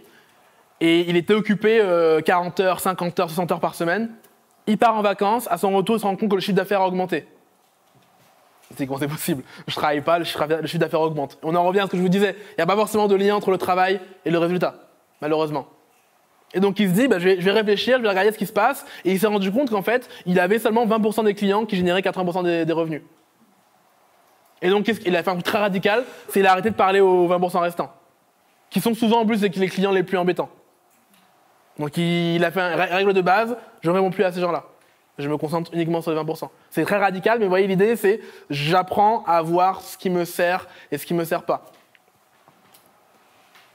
Autre chose, il s'est dit maintenant, je vais répondre à mes emails à une heure fixe. Donc je ne réponds à mes emails qu'une fois par jour à 16h, ou alors 2 fois par jour, ça dépend. Mais vous voyez, je me fixe une heure. D'ailleurs, il est très clair avec ses collègues, quand il avait des collègues, ça envoyait une espèce de message, où vous disait je traiterai vos emails à 4 heures. Pareil, il s'interdit absolument toute notification. Et encore une fois, l'idée, c'est que la productivité n'est pas une histoire de quantité, mais une histoire de talent, une histoire de où je m'investis. La grande théorie du livre, c'est qu'on peut faire beaucoup de choses parce qu'on veut avoir l'air occupé, mais être occupé, c'est pas être efficace. Et d'ailleurs, je suis dans une phase de ma réflexion, je m'interroge beaucoup sur est-ce que ça sert vraiment à quelque chose les annonces. Quand vous regardez le nombre de temps qu'on passe sur les annonces pour la qualité des candidatures qu'on reçoit, le nombre de temps que ça occupe, est-ce qu'on ne devrait pas juste arrêter les annonces? J'ai des clients qui arrêtent en ce moment, en se disant ça sert à rien, ou alors qui limitent le nombre de candidatures reçues. Donc l'idée, c'est de jamais perdre de vue mon objectif. Et il va plus loin encore, parce que son idée, lui, c'est je me fais une espèce de liste où je mets mon objectif à très long terme et je découpe les étapes pour y arriver. Pour ne jamais perdre de vue ce qui compte vraiment.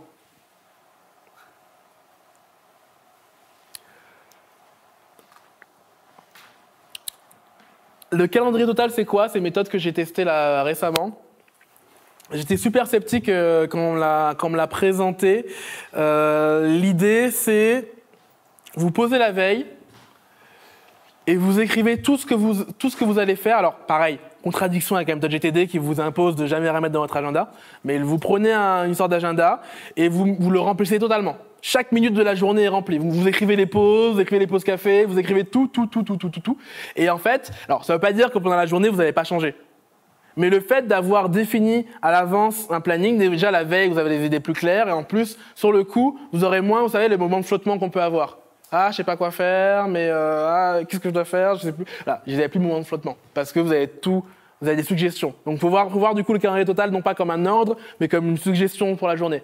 vous avez déjà imaginé comment pourrait se passer la journée. Et le fait de l'avoir imaginé vous permet aussi d'être plus solide face aux distractions, d'être plus solide face aux trucs qui ne sont pas choses intéressantes pour vous.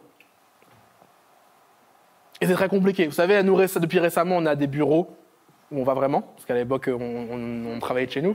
Et je me rends compte qu'à chaque fois que je vais au bureau, mais je ne travaille pas pour moi. Je travaille pour les autres. Alors, on fait des choses qui sont intéressantes pour le marketing, pour les choses, des trucs de couple, de binôme, pardon, pas couple, de binôme, de trinôme. Mais je travaille beaucoup moins pour mes propres objectifs en tant qu'individu dans l'entreprise. D'où l'intérêt de planifier en avance.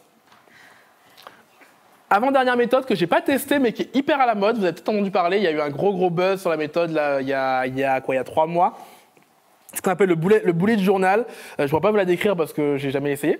Mais grosso modo, tapez bullet journal sur Google. C'est une espèce de chose où l'idée c'est de faire un système qui est totalement analogique, donc pas de numérique dedans, avec juste un carnet et qui dirige toute votre vie. Donc il y a le calendrier, les rappels, les tâches à faire. Il y a un système de code entre les croix, les carrés. C'est très très marrant à voir.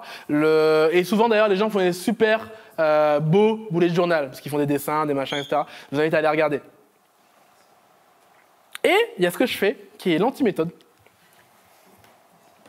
Alors, c'est quoi l'anti-méthode ? Vous avez dû voir que les méthodes précédentes étaient contradictoires.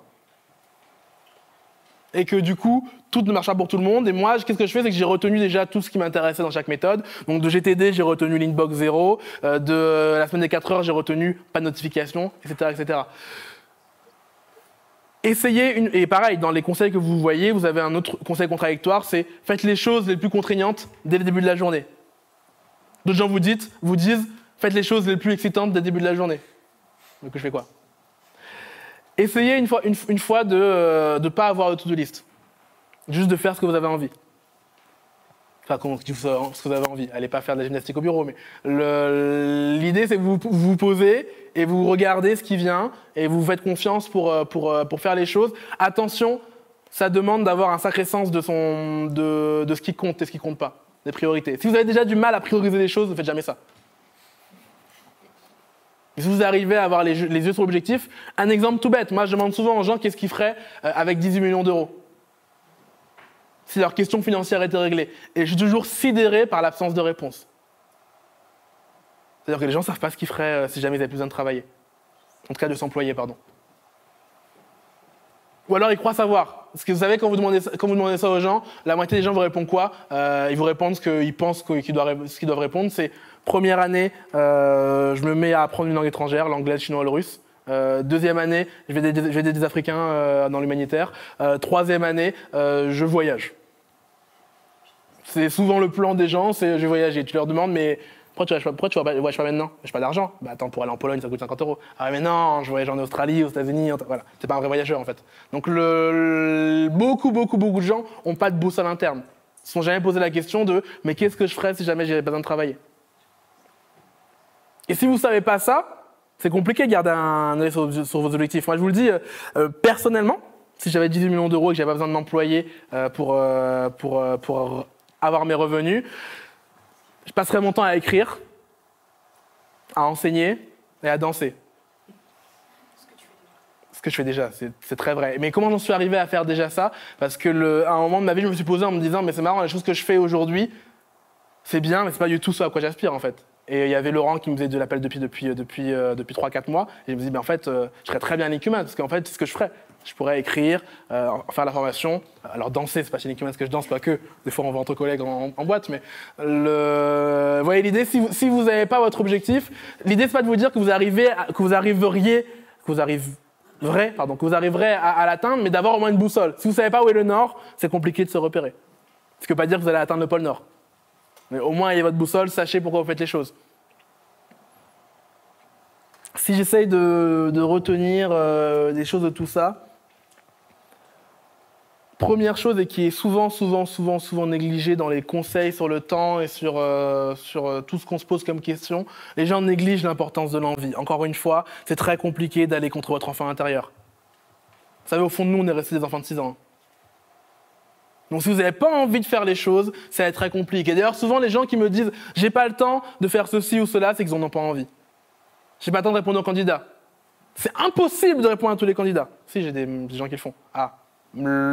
Pourquoi? Parce que les gens en fait n'ont pas envie de le faire. Et puis je peux les comprendre, il y a plein de raisons. Moi, je reviens à l'énergie, je reviens à la priorité, je reviens à plein de choses, il y a plein de raisons. Mais en tout cas, au moins, ayez la bonne foi de vous dire qu'en fait, vous n'avez pas envie de faire les choses. Et souvent, le mot impossible et le mot j'ai pas le temps sont des traductions de j'ai pas envie. C'est juste qu'on a appris, dans une société avec des adultes, à pas dire j'ai pas envie comme les enfants. Donc on dit j'ai pas le temps. C'est un peu plus professionnel, j'ai pas le temps. Bah, j'aurais juste non, j'ai pas envie. Très très souvent. L'autre chose dont je vous parlais tout à l'heure, c'est l'importance d'avoir un cap. Si vous n'avez pas de cap, vous pouvez tourner en rond. C'est la différence entre parcourir 10 000 km en faisant le tour de Paris indéfiniment et 10 000 km en faisant le tour du monde. Enfin, c'est pas assez pour le tour du monde, mais enfin, en faisant un quart du tour du monde. Donc on peut très vite tourner en rond et je vois beaucoup de gens tourner en rond. Et qui perdent de vue leur cap. Exemple typique, j'ai entendu des gens dire le but d'un recruteur, c'est d'avoir le plus de CV possible.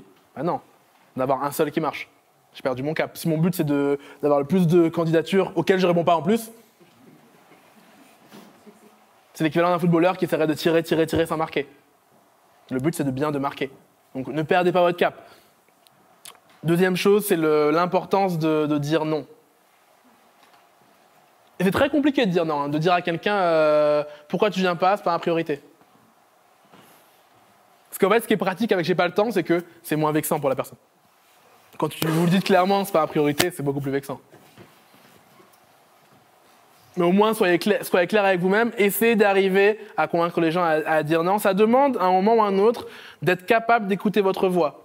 Ça a l'air très mystique, très californien dit comme ça, mais je vous assure qu'il y a beaucoup de gens perdent le contact avec leur propre voix. D'ailleurs, tous les gens qui me disent que vous avez de l'argent, ils voyageraient, et qu'en fait, c'est des faux voyageurs, ils voyagent jamais dans l'année, c'est parce qu'en fait, ils répètent juste ce que la société leur a dit de répéter. On est tous censés vouloir aller sur une île au soleil. Donc on répète les mêmes bêtises. Donc essayez de prendre des fois du temps pour vous-même, de solitude, et de vous écouter vous-même, de vous réécouter et de savoir ce dont vous avez envie. Encore une fois, c'est très compliqué de lutter contre votre enfant intérieur, et malheureusement, l'enfant intérieur, des fois, il est très caché, très profond.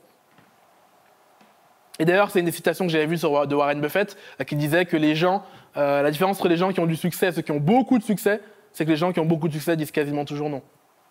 À plein de trucs. Vous voyez, par exemple, aujourd'hui, je vous disais que je ne réponds pas à mes emails. J'ai actuellement 527 emails en attente. C'est dommage. Si je pouvais, j'y répondrais aussi. Mais il se trouve que je casse des œufs pour faire une omelette parce que je sais que j'arrête pour une raison ou pas. Ça crée des problèmes, mais je m'arrange pour éponger l'incendie derrière. Bon, j'ai dit devant mon boss, mais pas grave. L'autre chose qui est intéressante, trouvez votre propre voie, votre propre méthode et arrêtez de vous complexer. Souvent, les gens complexent sur « je suis pas assez organisé, je procrastine, etc. » Non, l'idée d'une bonne gestion du temps, c'est faites ce qui vous convient à vous. Encore une fois, elles sont toutes contradictoires, les méthodes. Donc choisissez celle qui vous convient le mieux et voyez ce qui vous convient parfaitement. Acceptez une fois pour toutes qu'on est encore des animaux. Ou des hommes des cavernes, c'est selon. Et que du coup, vous êtes malheureusement très déterminé par tous les phénomènes que j'ai dit sur le sommeil, sur l'énergie, sur le fait d'avoir un enfant intérieur qui ne veut pas faire les choses. Vous savez, pourquoi on a une espèce de force qui nous pousse à faire des choses faciles et marrantes? Parce que pour un chien, c'est une vie remplie de faire des choses fun et marrantes. Pour un humain, moins. Parce qu'il y a des choses, pour arriver à nos objectifs, il y a des choses moins fun et moins marrantes. Et surtout, prenez conscience de vos limites. Notamment, par exemple, les notifications. Vous savez, alors moi, j'ai réussi à avoir une discipline où je n'avais pas de notifications sur mon téléphone, même pas pour les SMS. Par contre, Facebook, j'arrive pas à lutter. Facebook, je passe 3 heures par jour sur Facebook. C'est un truc pourri. Dès que quelqu'un a tort sur Internet, hop, je polémique. Mais et je passe beaucoup de temps à polémiquer avec les gens. Ce qui est très bête d'ailleurs. Vous remarquez, je vous ai dit que j'avais une stratégie où je ne traitais pas forcément mes emails en temps réel. Par contre, dès que quelqu'un polémique avec moi par email, je réponds. Et à chaque fois, je me dis, mais c'est très très con ce que tu viens de faire parce que tu as des gens qui t'attendent et qui ont besoin de conseils. Et par contre, tu réponds que aux gens qui t'emmerdent. Vous pouvez être sûr que si vous voulez avoir une réponse de moi dans les 30 secondes, emmerdez-moi. Donc on peut te demander des conseils sur Facebook? Mais tout à fait, pour de vrai. Si jamais tu m'écris sur Facebook, tu auras une réponse dans les 30 secondes. Pareil, tu m'écris un SMS, tu auras une réponse quelque part. Tu me laisses un message vocal, c'est mort.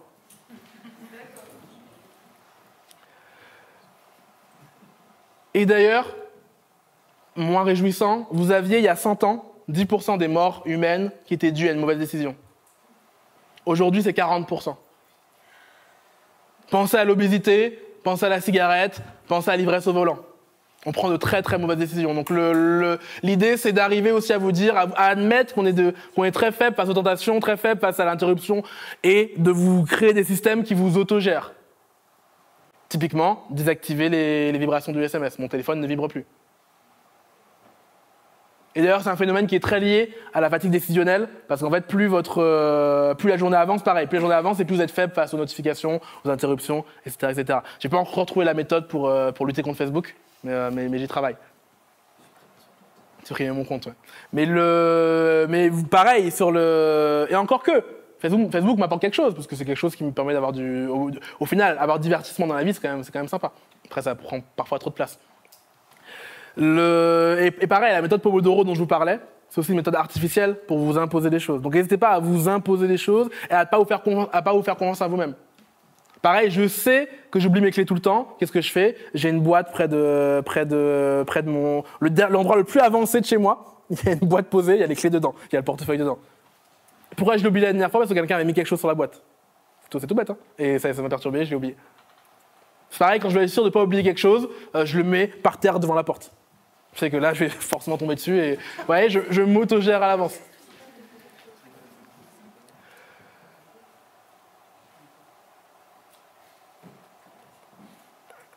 C'est vraiment un truc à retenir là-dessus, c'est que malheureusement, ça c'est une phrase que j'ai vue de Nietzsche, qui disait que la forme la plus basique de la stupidité humaine, c'est d'oublier ce qu'on cherche à accomplir. Et ça arrive malheureusement très très très souvent. Les gens, dans ce qu'ils font, se trompent de combat et du coup ils se trompent de victoire. Merci à toutes et à tous.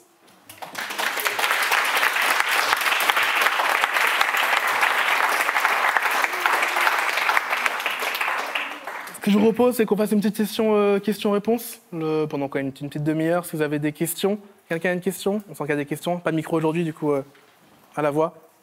Il y avait une question, une façon très simple en fait, en organisation. Pourquoi tu n'as pas utilisé des diagrammes montés par Buzan? Des diagrammes de quoi? De Buzan. Je sais pas ce que c'est. Buzan, en fait, c'est un type qui est neurolinguiste ou psychiatre aux États-Unis. Il a proposé plusieurs bouquins sur la mémoire, notamment sur l'organisation. Et ça fonctionne sous forme de diagrammes. En fait, tu as une idée centrale, tu utilises plusieurs crayons à couleur, et sur chaque crayon, chaque couleur correspond à une idée. Et à ce moment-là, tu peux créer des bras, plusieurs axes. Et sur chaque axe, tu poses une idée qui vient avec l'autre idée. Et le tout, bien sûr, si par exemple tu prends gestion du temps, tu peux parler de la communication, des souhaits, comment tu vas t'organiser, et c'est très parlant parce que c'est du visuel rapide. Ok, bah je connaissais pas. Diagramme de Buzan, tu dis? B-U-S-A-N-T? 2N? 2Z, ah oui, ok. Merci. Autre question? Moi j'ai une question et avoir un avis parce que je ne suis pas d'accord sur une de tes 11 règles. Tu as parlé de la méditation et tu as parlé du flow. Et ma question c'est est-ce que la méditation, toi, t'a aidé à rentrer dans cette fameuse zone où tu es en hyper concentration, où entre guillemets tu es le plus... Alors, est-ce que la méditation m'aide à rentrer dans la zone? Alors malheureusement, je n'ai pas pratiqué assez assidûment, mais ce qui est sûr en tout cas, c'est que juste après la méditation, contrairement à ce que je croyais, on ne se sent pas endormi, on se sent hyper éveillé. C'est ce que je peux te dire. D'accord. Et du coup, je rebondis sur une de tes règles, tes 11 règles. Ouais. La dernière règle, tu dis la peur du ridicule est un levier puissant. Et par expérience, les personnes qui ont entre guillemets peur du ridicule se mettent pas en action parce que justement elles attendent la perfection. Et tu dis juste avant que le fini est mieux que le parfait. Le problème. La règle est pas précise. La question c'est pour que la peur du ridicule est-elle vraiment un levier, sachant qu'il y a des gens qui, ayant peur du ridicule, ont peur d'agir. Non. Quand je vous dis ridicule, en fait, c'est les peurs qui sont ancrées biologiquement en vous, du type la peur de parler en public. En général, c'est cette peur-là qui, même chez les gens pas stressés comme moi, on a peur de se planter devant un public. Donc essayez d'utiliser ces leviers psychologiques qui sont l'engagement social. C'est surtout ça ce que je voulais dire. Dis-moi. On parlait de la gestion des mails, Ouais. mais pour nous, c'est dans le recrutement, il y a la gestion du téléphone.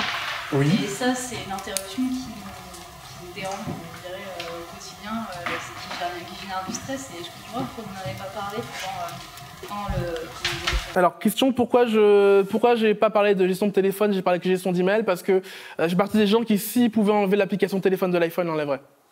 Je réponds pas au téléphone. Du coup, je suis pas bien placé pour vous en parler. Ça veut pas dire que c'est pas important. C'est juste que tu vois, tu me le dis maintenant, je fais ah oui, je me rappelle maintenant. Le téléphone n'existe pas dans mon monde quotidien. Donc, j'aurais du mal à te conseiller là-dessus. Si ce n'est que Alors, moi, j'ai quand même une astuce, c'est que j'ai une application qui s'appelle EverContact. Et EverContact, c'est quoi? C'est une application qui va lire mes mails, les signatures, et elle met les numéros de téléphone des gens. Elle met les contacts dans mon téléphone. Donc en fait, dès que vous m'envoyez un email, vous êtes immédiatement reconnu. Et du coup, qu'est-ce qui se passe? C'est que je ne réponds maintenant qu'aux gens qui ont leur prénom écrit sur mon téléphone. S'il n'y a pas le contact, c'est qu'on ne s'est jamais contacté. Et du coup, je laisse un messagerie vocale. C'est la seule chose que je pourrais te conseiller. Sur le reste, je ne suis pas très doué. Et pour le téléphone fixe, ça dépend si il y a une équipe ou si vous êtes plusieurs. Ce que je fais avec mon équipe, c'est que quand il y en a un qui se met sur un sourcing, l'autre prend le téléphone à sa place. Ah oui. Et pendant 25 minutes, du coup, il n'est pas dérangé. Et que si on est tous les trois en entretien, etc., on a un message enregistré spécialement pour ça.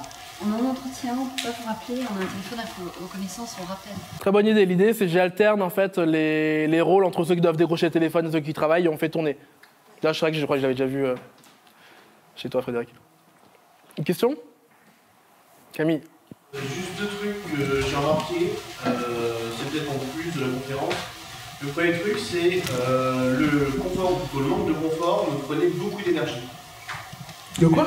Le manque de confort. Le manque de confort? Être assis sur une pauvre chaise ou dormir sur un vieux matelas, on s'en rend pas compte, mais ça prend énormément d'énergie sans s'en rendre compte. J'en ai pas parlé, mais c'est très, très, très bonne question. Effectivement, l'endroit sur lequel vous mettez a un grand impact. Typiquement, se mettre sur un bureau qui est en désordre, ça a un impact inconscient sur ce que vous faites et vous en rendez compte quand vous changez. Et ce qui fait que moi, souvent, je change de lieu. Ça change de lieu pour voir si j'ai plus d'énergie. Je change très, très souvent de lieu. Par exemple, j'ai une espèce d'habitude, c'est que tous les matins, tous les jeudis matins, je vais écrire un article. Donc, qu'est-ce que je fais? Je me lève, je sors pas de mon lit tant que j'ai pas écrit l'article. Donc, je reste dans mon lit. Sachez-le, quand l'article sort, ça veut dire que je sors de mon lit. Donc effectivement, se mettre dans les bonnes dispositions de luminosité, de confort, etc., c'est fondamental. Il se trouve qu'écrire un article, moi, je suis bien dans mon lit. Par contre, d'autres choses, je serais beaucoup mieux au bureau, etc., etc. Parce qu'en plus de ça, c'est que le confort varie selon la tâche que tu as à faire. C'est ça qui est très Mais pareil, il y a des trucs à la con, quand je vois un métro, il est complètement bondé, je me dis tant pis, je vais perdre un peu de temps, je vais prendre le suivant parce que ça me sauvera beaucoup d'énergie. C'est vrai. Mais il y a plein de trucs comme ça. Et le deuxième truc, j'ai été étudiant. Et les gens, ils n'ont pas de fric, ils ont du mal à remplir leur fin de mois, et quand on a des problèmes de stress, d'autant plus où on ne peut rien faire, en fait, ça te pollue le cerveau et tu deviens beaucoup moins efficace. Moi, j'y suis arrivé, mais chacun a sa méthode, c'est de pouvoir s'enlever ce stress du cerveau. Il y en a qui notent, il y en a qui... Bref, laisser son cerveau complètement vide et focus sur ce qu'on a à faire. Et du coup, ça reboucle avec ce que dit la méthode GTD, c'est pour pas être stressé, je note tout ce que je fais. Effectivement, ça peut me soulager. Il y a d'autres méthodes.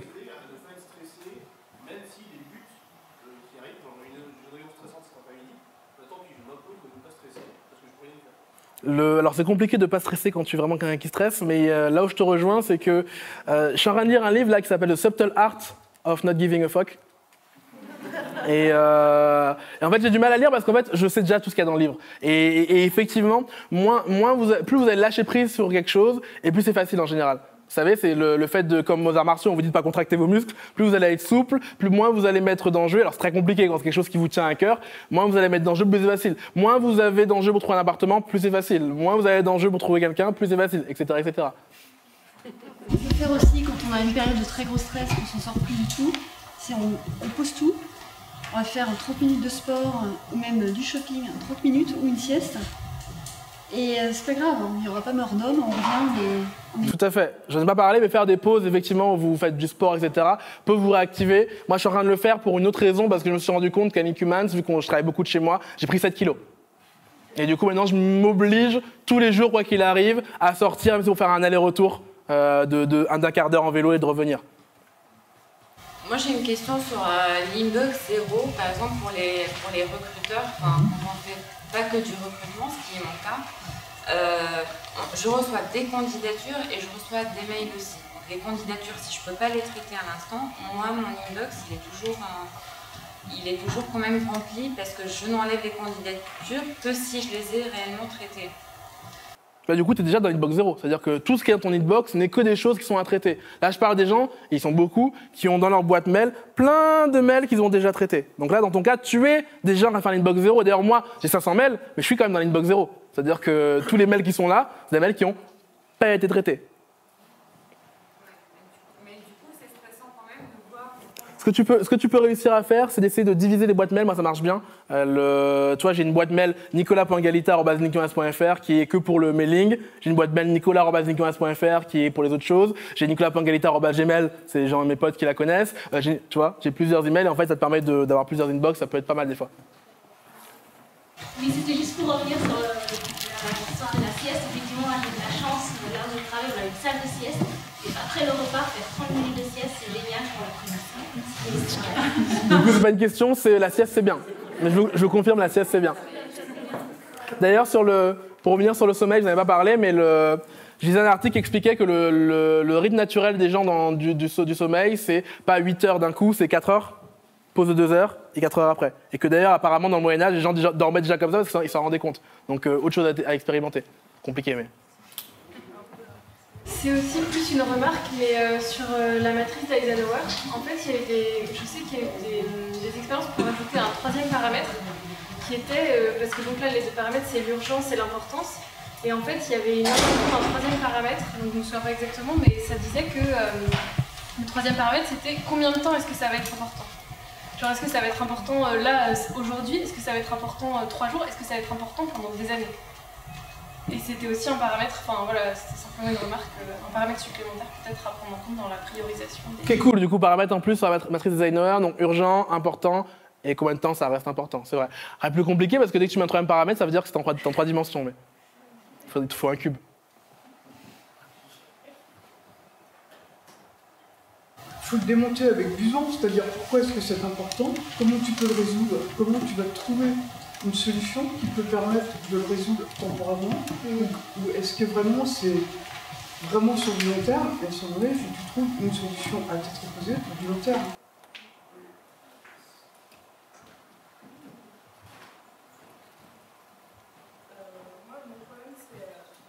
J'ai bien envie d'essayer, histoire de se concentrer 25 minutes, faire une pause de 5 minutes. Le problème, c'est que. Non, 25, 25, 5, oui, 25, voilà. 5. Mais mon problème, c'est que je travaille 25 minutes, et la pause de 5 minutes, j'arriverai pas à la borner à 5 minutes. Parce que j'ai une capacité à me déconcentrer hyper facilement. Donc, je sais pas si c'était une tactique pour être plus concentré, enfin limiter de manière juste ces temps de pause. En fait, Ouais, mais ça marche pas. La question, c'est méthode Pomodoro, donc elle éteint 25 minutes, puis 5 minutes de pause. Moi, j'arriverai pas à limiter la pause à 5 minutes. Déjà, la méthode Pomodoro, normalement, tu utilises un minuteur. Donc, en fait, il sonne. Et le fait d'avoir un truc qui sonne, déjà, ça te motive. Vous verrez, tapez juste Pomodoro sur Google. Vous avez plein de sites qui le font tout seuls.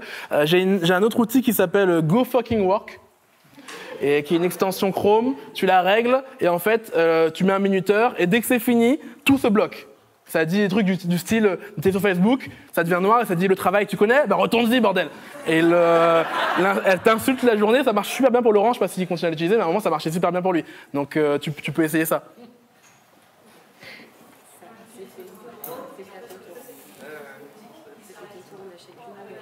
Ah oui, donc ce qu'elle propose comme solution, c'est qu'elle utilise la méthode Pomodoro, mais avec des playlists de musique, et elle s'arrête d'un coup, et le fait qu'il n'y ait plus de musique, ça peut te réveiller. Pas mal, effectivement. D'ailleurs, sur la musique, pareil, moi je travaille beaucoup avec de la musique, souvent sans parole, et j'ai des playlists comme ça qui font que j'arrive mieux à travailler avec de la musique que sans, parce que je mets un casque et on m'emmerde pas déjà. Le classique, ça a été reconnu. Le classique ou autre chose?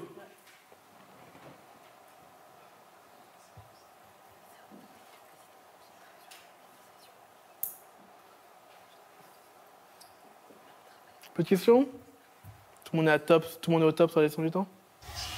Bah du coup peut-être que je vais faire une intervention. Enfin pour le bullet journal, tu disais que tu connaissais votre code, tu n'avais pas beaucoup présenté. Essayez. Enfin, moi j'en ai un là. Ok, cool. Le bullet journal. Et c'est vrai que c'est intéressant parce que l'idée c'est que dès qu'il y a une information qu'on a quelque part, on sait qu'elle est là. C'est un peu comme Evernote, si tu prends vraiment toutes tes notes dessus, tout est là. Et par exemple, bah là j'ai mon emploi du temps pour le mois et simplement là j'arrive à la conférence, je veux prendre des notes. Bah, je passe à la page d'après et je note parce que j'ai le numéro de page, j'écris le numéro de page et je la mets dans l'index et je suis toujours capable de la retrouver, etc. Voilà, c'est juste très rapide et très facile. Cool, du coup l'idée du bullet journal c'est ça, c'est avoir un endroit où j'ai tout, ça j'ai oublié l'index. Il y a une dimension d'index où tout ce que je fais, toutes les pages que je fais, elles sont indexées et après je peux les retrouver. Et est-ce que tu retranscris après sur ordi ou est-ce que tu ressors la data? Parce qu'au bout d'un moment tu vas avoir 10 bouquins. En fait, je ressors la data, ça peut être, par exemple, ça dépend, mais si tu fais des trucs tous les jours et tu mettons tu as ton daily, et tu notes par exemple des idées ou des trucs à voir ou des listes à voir, par exemple, moi j'entretiens une liste de bouquins à lire. J'en ai un sacré paquet. Mais j'entretiens une liste de bouquins à lire. Donc ça, par exemple, soit je la ressors sur un site ou sur mon bullet journal, je fais une nouvelle collection. Voilà, donc tu peux ressortir la data en fonction de la pertinence aussi. Ouais. Parce que l'avantage, c'est que si tu prends pas la peine de ressortir la data, c'est qu'elle n'était pas pertinente ou pas assez pertinente pour te motiver.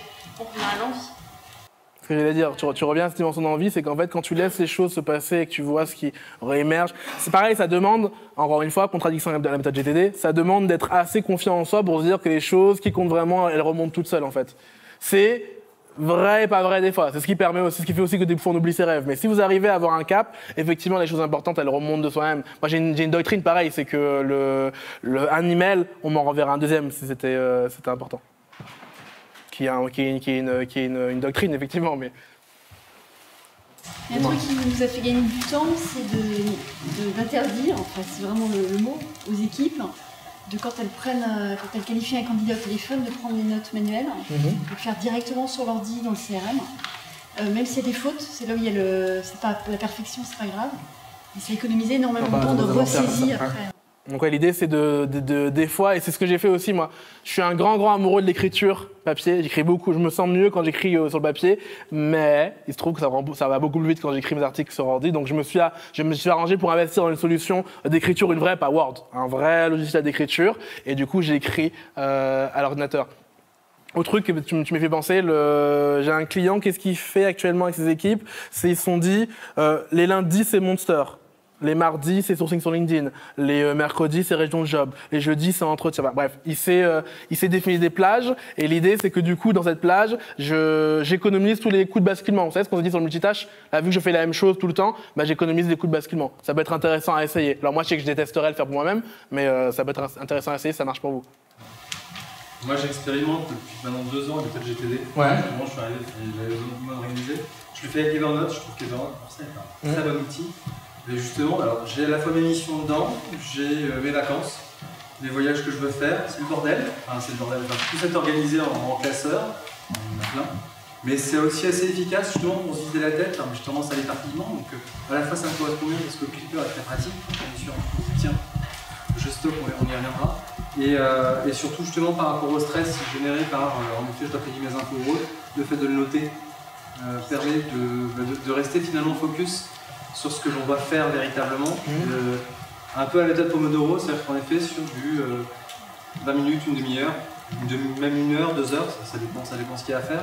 Et dans GTD justement il parle de ça sur la veille des vacances, donc très efficace la semaine avant les vacances, où justement on a tout à faire, donc là tout d'un coup l'esprit, on a un peu en fait de zone, et ce run qui fait qu'on va boucler un nombre de dossiers incalculable. C'est pareil parce qu'il y a la dimension de challenge. C'est pas la peur du danger, mais c'est le challenge, et du coup j'y vais. Un truc qui est sûr, c'est que quand je faisais la méthode GTD correctement, j'étais moins stressé que maintenant.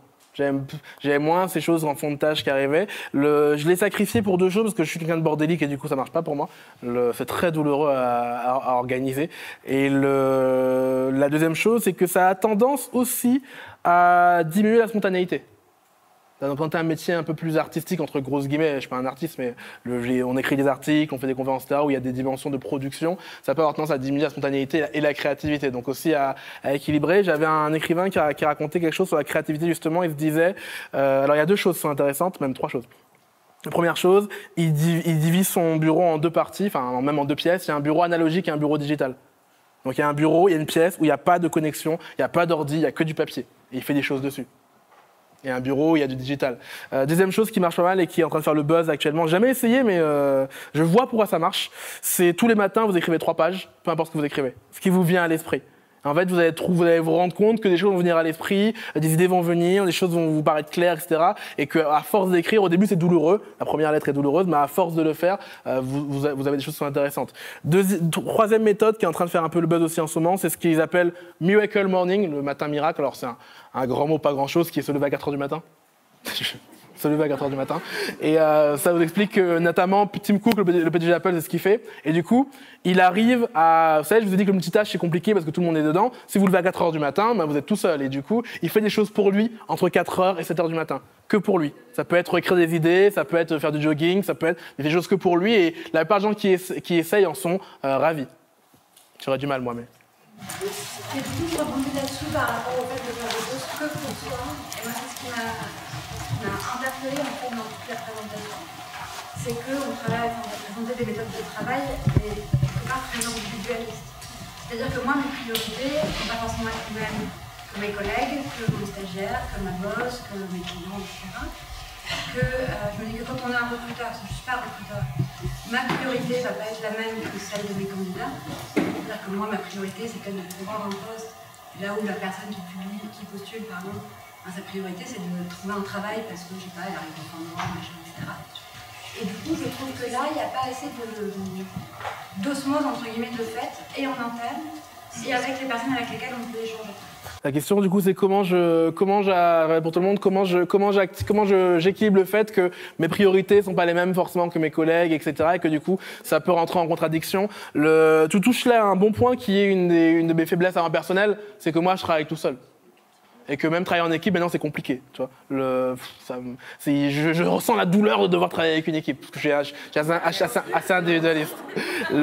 Parce que justement, tu te retrouves dans une lutte que je suis en train de vivre actuellement, que tu décris très bien, c'est tu dois lutter pour garder tes priorités par rapport à celles des autres. Et la seule chose que je peux te dire, c'est que c'est compliqué, que tu vas galérer, pas de solution miracle, mais que sois très très clair là-dessus. Essaye d'arriver à dire non aux gens, et tu remarqueras que souvent on a peur de dire non aux gens parce qu'on a peur de les vexer. Quand tu dis non à quelqu'un et que tu lui expliques pourquoi, et que tu lui dis quand est-ce que tu vas traiter sa demande, etc., souvent il peut t'écouter. Et par rapport à tout ce que j'entends, les histoires, voilà, moi j'ai telle méthode, moi j'ai tel logiciel, moi j'écris à la main ou sur du papier, moi j'écris à l'ordinateur, comment je fais avec mes collègues et tout ça, tu as dit quelque chose qui est super important dans une équipe. Si déjà chacun d'entre nous on sait comment on fonctionne, et si en plus on sait comment l'autre fonctionne, entre guillemets on trouve les équilibres qui est du matin, qui est de l'après-midi, qui est plutôt à prendre des notes sur un papier et après je retranscris, parce que moi j'avoue quand je retranscris sur ordinateur, je prends du recul sur mes notes, d'ailleurs sur un mot je vais pouvoir dire beaucoup d'autres choses, c'est-à-dire que ça me sert de point d'appui, d'autres vont dire bah non moi je gagne du temps, tout de suite je tape, je perds pas de temps, à la limite voilà, que chacun se trouve comment l'autre fonctionne et d'être entre guillemets en osmose.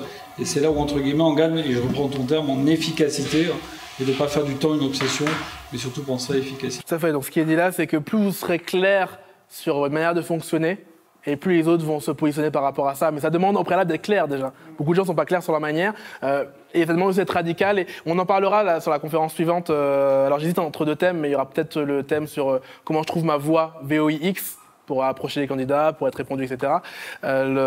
J'hésite avec pourquoi les recruteurs sont mauvais. Il y aura les deux, mais je ne sais pas dans quel ordre.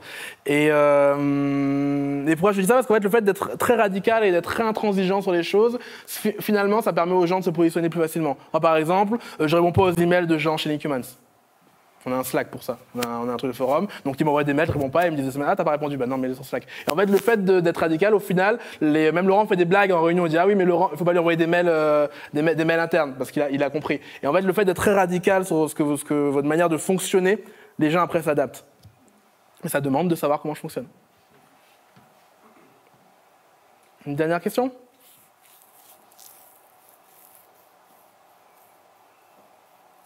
Ça stressait tout le monde la dernière question.